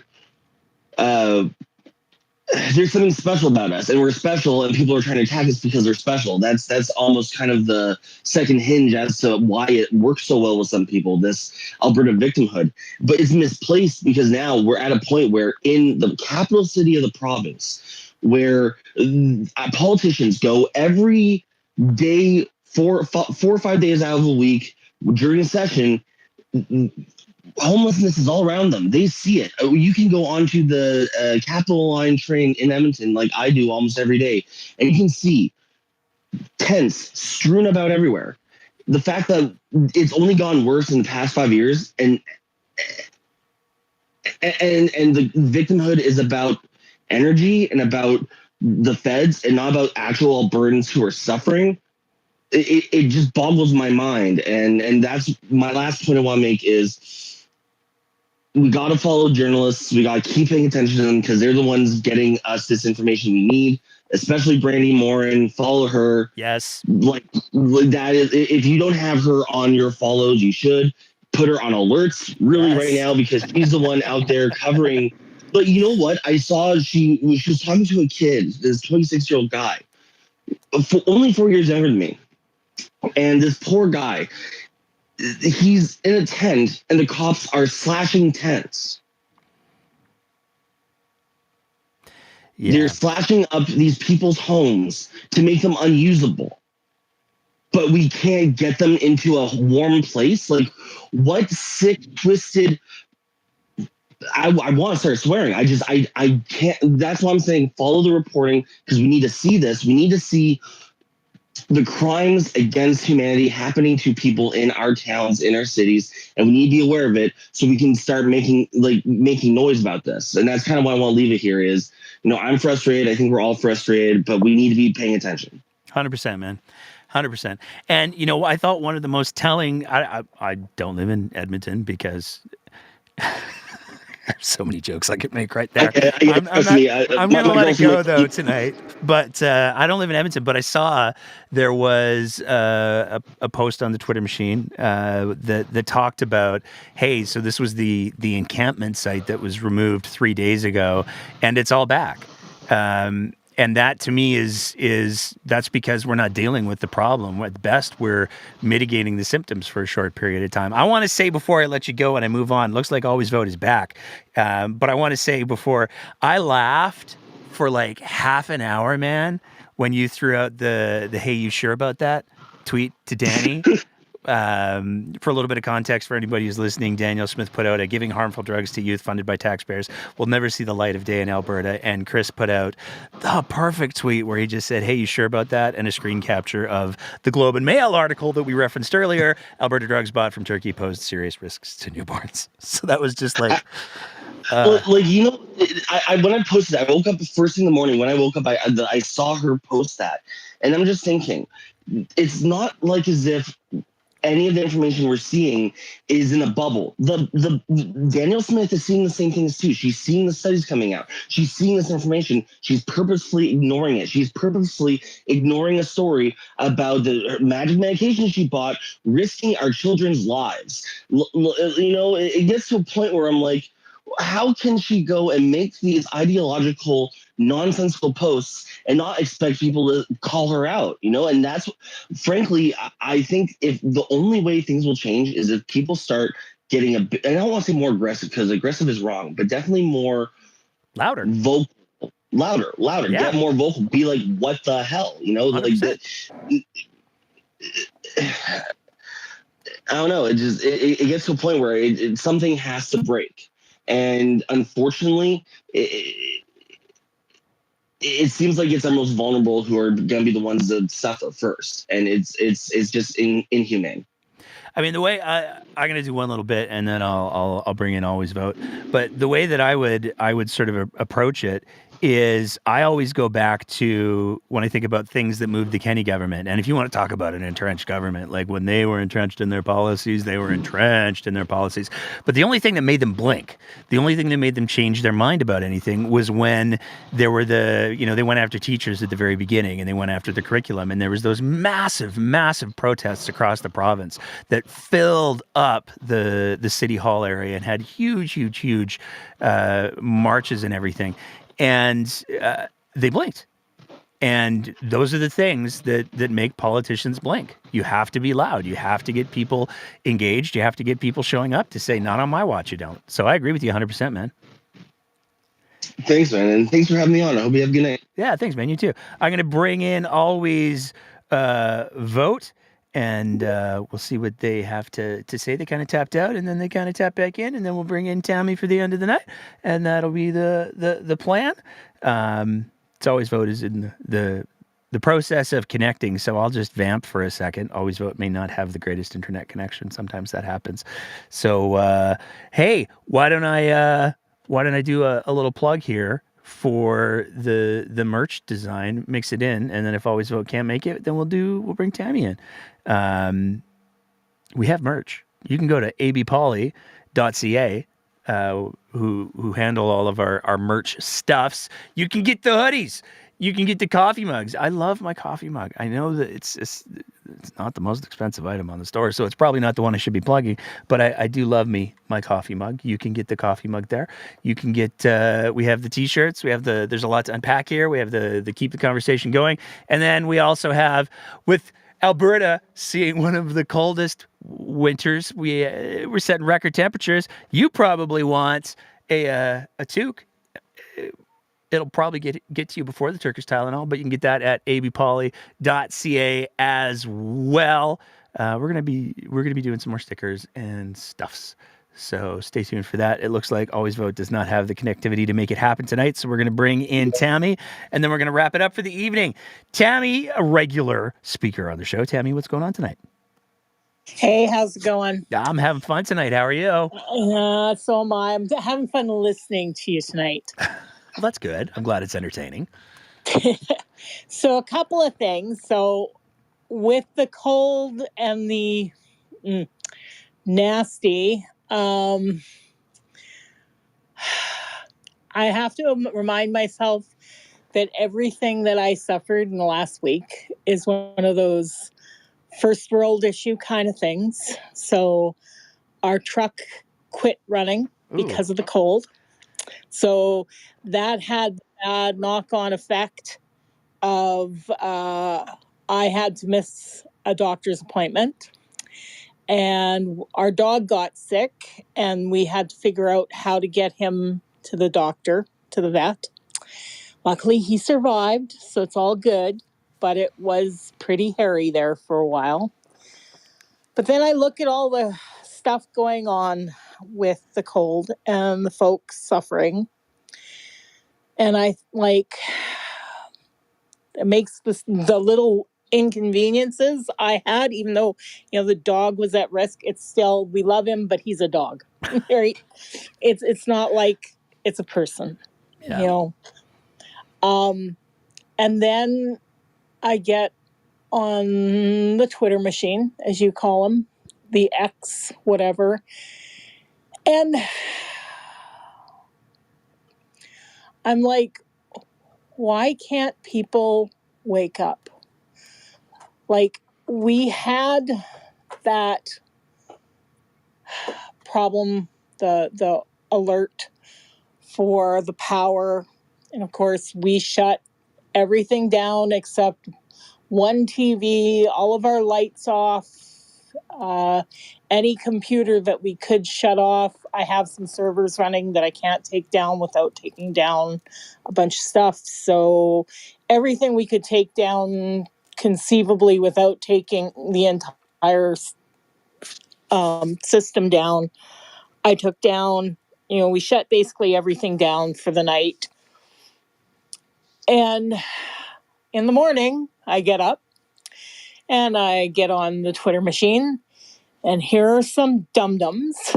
And that's my new term for them. If you ever watched the Flintstones, Yep. you remember the little alien fellow that would call Fred and Barney dum-dums? Yeah, that's my new old way of referring to Albertans who don't seem to care and don't really know anything. They're dum-dums. Because they are basically cavemen, let's face it. Going on again about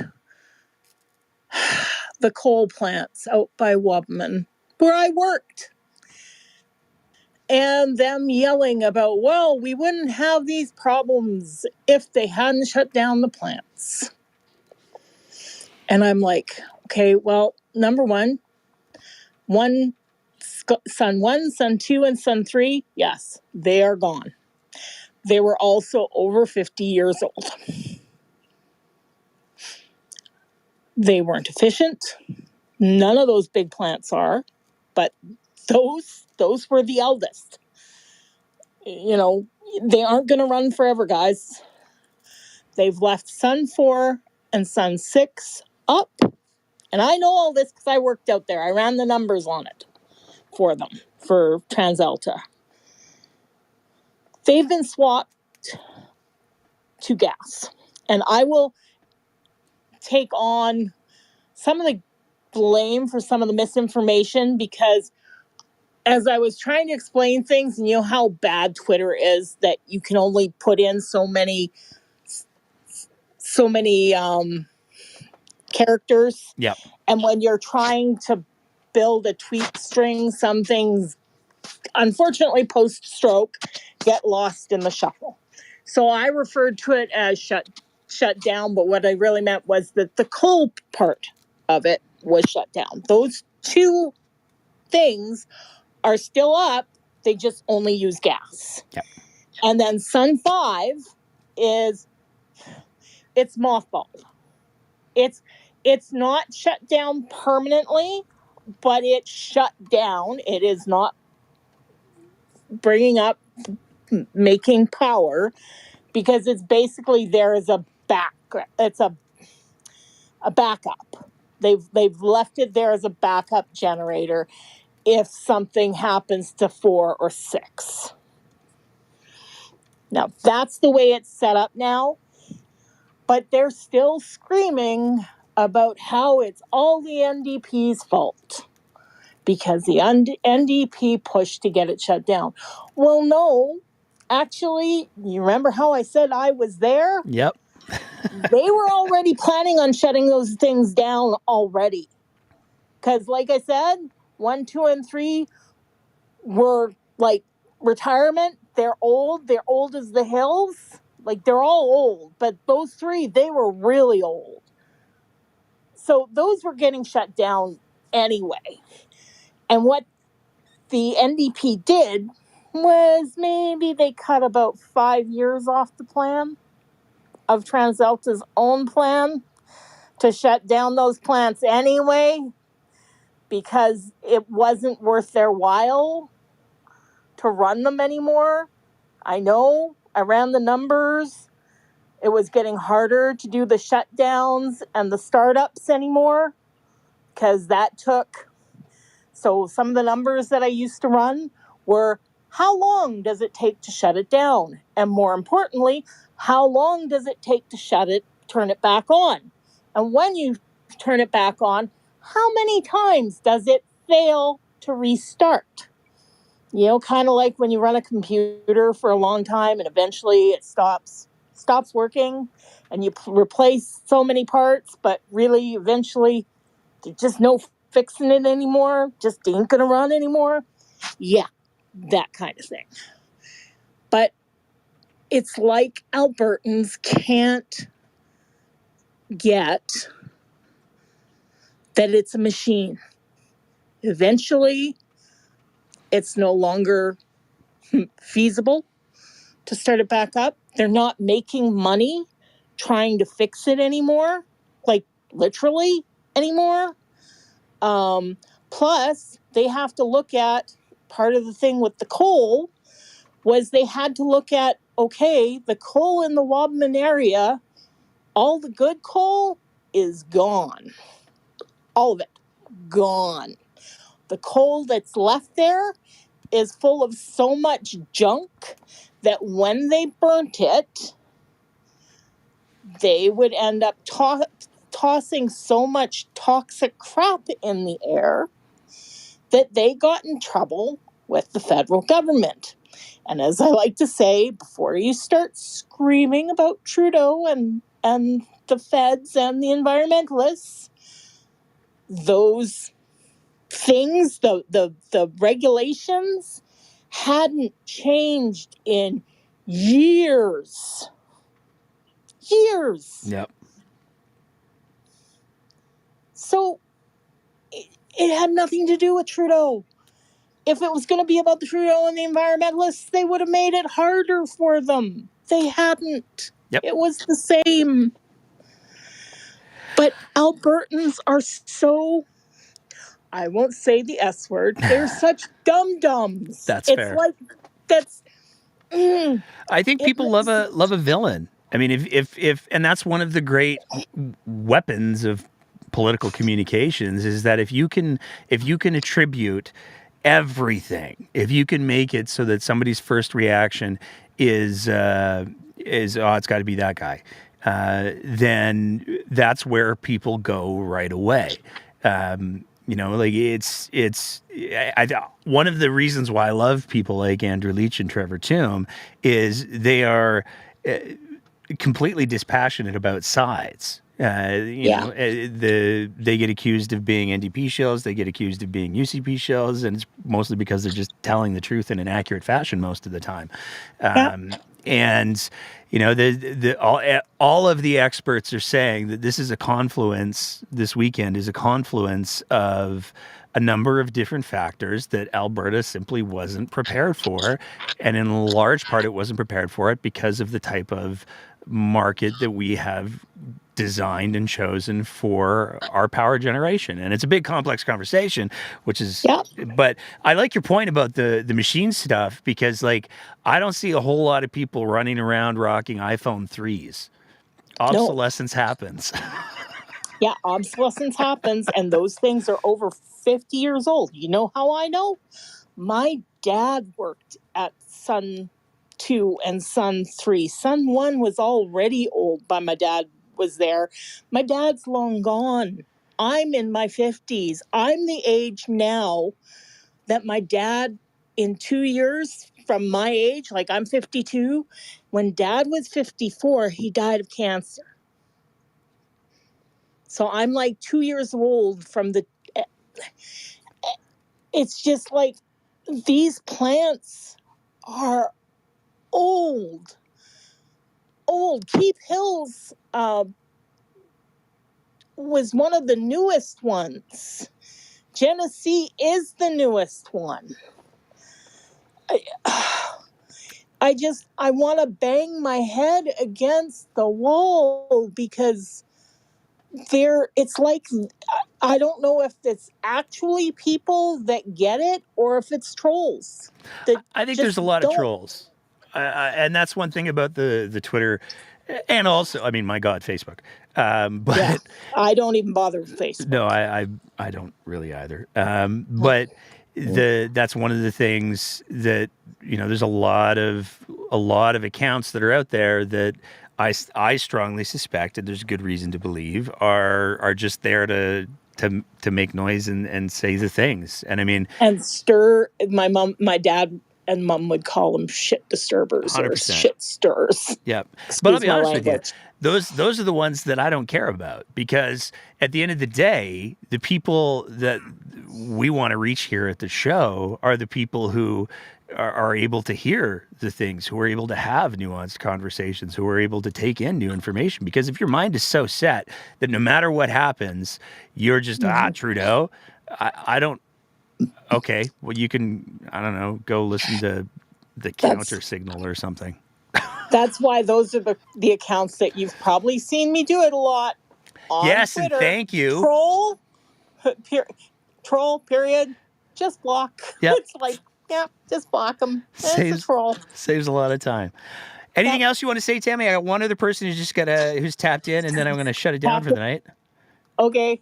Well, the only thing I will say is I've been helping Dave Gray with his new thing, and I'm their IT person.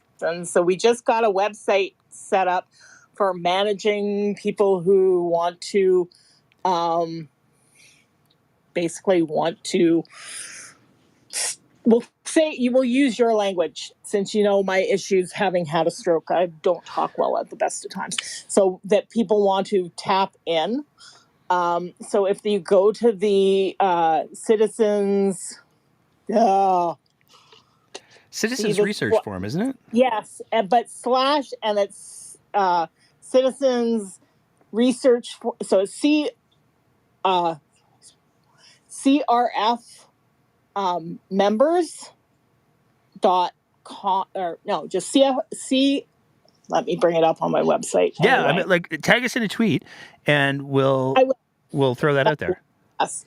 Anyway, if you go there and you sign in, that's going to be our membership management platform. So once we get you in there, once you've created an account on that site, we'll add you to one of the teams that is handling some of the stuff.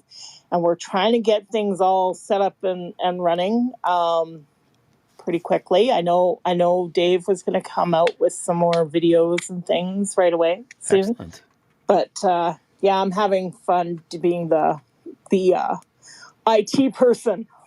Good to hear that thing's growing some legs. And yeah, share us the link, and we'll make sure that we send it out on all of our things. Cool. Awesome. Anyway, have a good night. Thanks, Tammy. You have a good night too.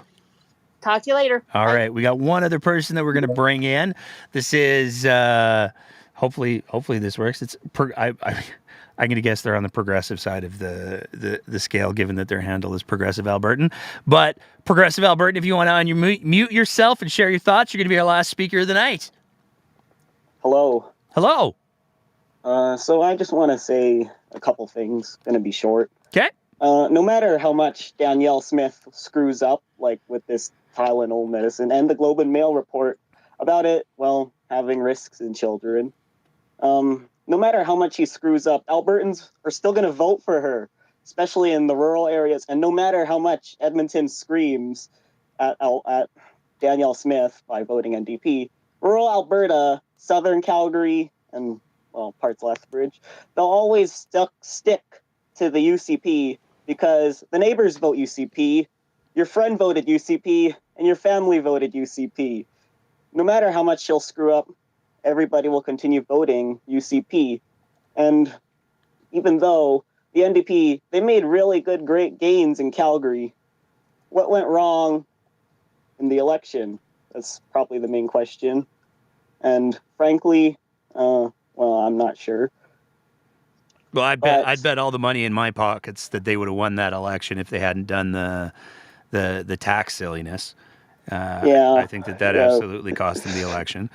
But I got to challenge you a bit, man, because if you take a look at the 2015 results, there were, I'm looking at the map right now, 1, 2, 3, 4 constituencies in South Calgary that went conservative, and there were 1, 2, 3, 4, 5 that went NDP. So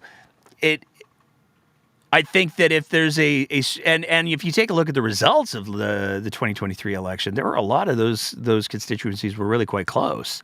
So I think that I agree. Yeah. That if the NDP was to show up with a value proposition and not shoot themselves in the foot in the process, I think that we might be looking at a very different landscape post 2023. But as I've said many times on the show before, and certainly other people, political strategists, commentators on the show, and others have pointed out, the save a couple of thousand votes in Calgary would have gone to the NDP, and the NDP would be in government right now.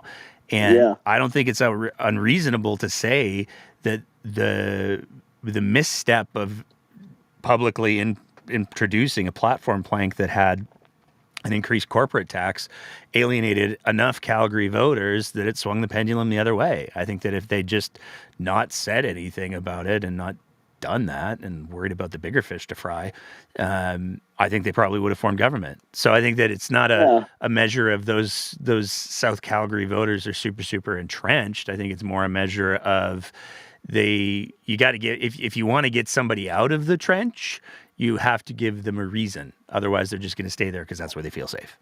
Yeah, if you look at 2022 polling data, you can see NDP is going to clearly form government if an election were held in 2022. But that was not the case because our election was in 2023. And I'm relatively new to Alberta politics because I wasn't interested until Danielle Smith took power, and I was like, oh crap, how the hell did she get in power when you have so many other options? And I don't know why, South Calgary would vote for her over another option, because you can see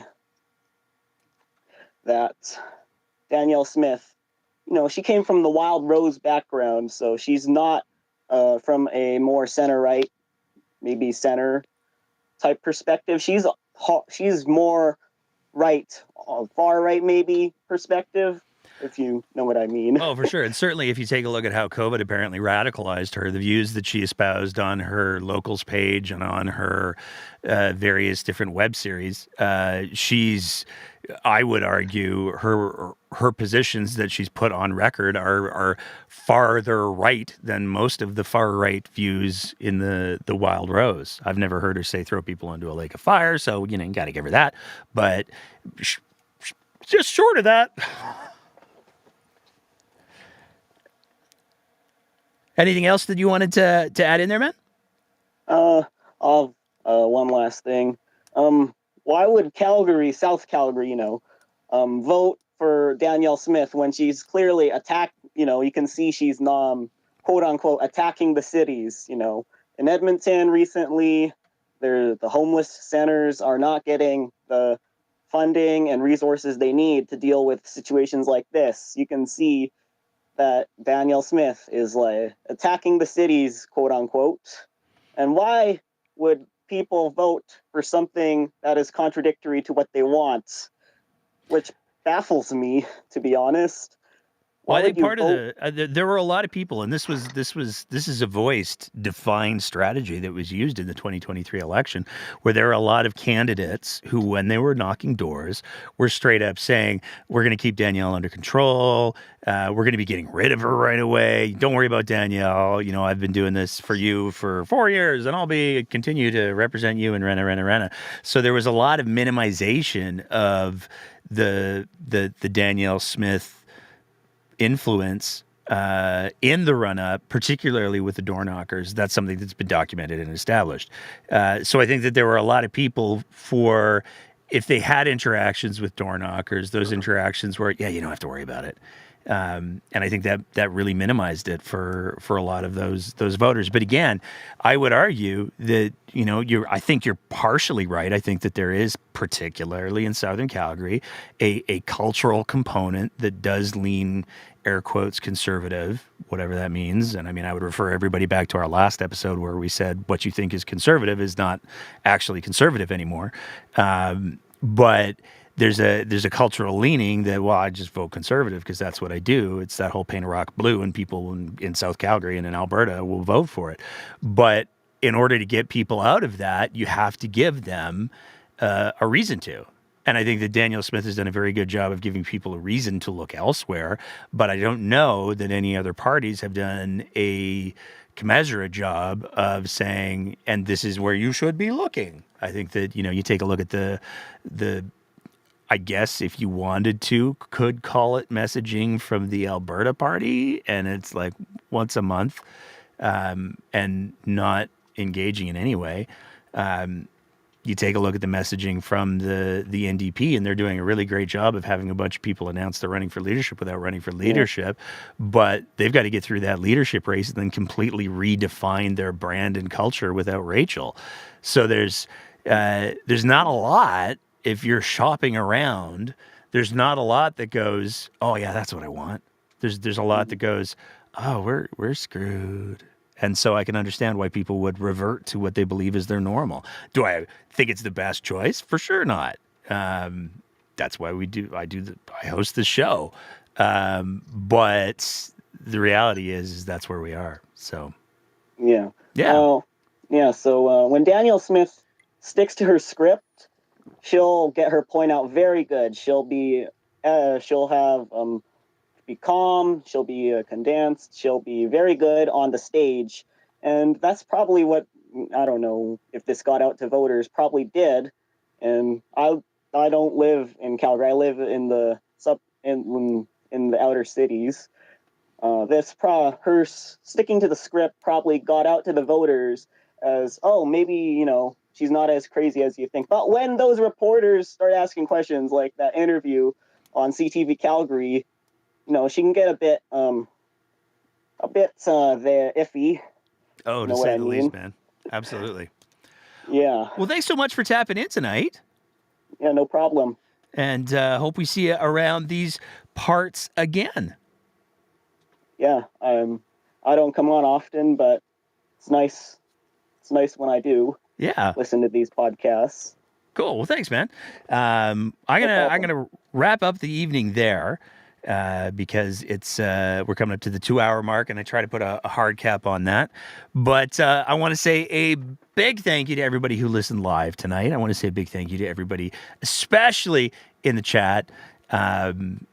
I love the call-in section of the show because that's where I get to put the chat on, and I can multitask and do both. I can't do that when we're doing the actual segments, but I love the call-in section because I get to go through the chat a little bit. So huge thank you to everybody who's up in the chat today.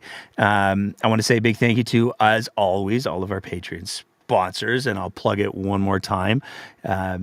If you like the kind of content that we produce here, you can sign up to be a Patreon sponsor at www.patreon.com/thebreakdownab. We give swag sometimes, so, you know, you get stuff.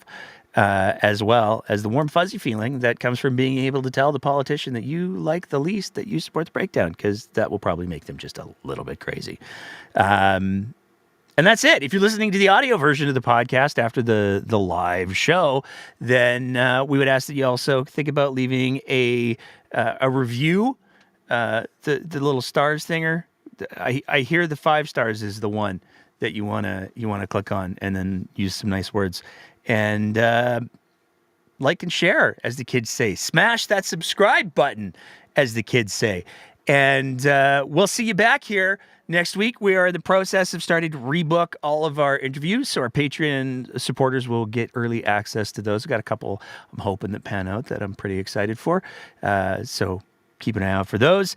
And other than that, as always, especially with the weather challenges that we're having right now, take care. I mean, poor Tammy it sounds like she lived through a country song this week. So take care of yourselves. And as always, keep the conversation going.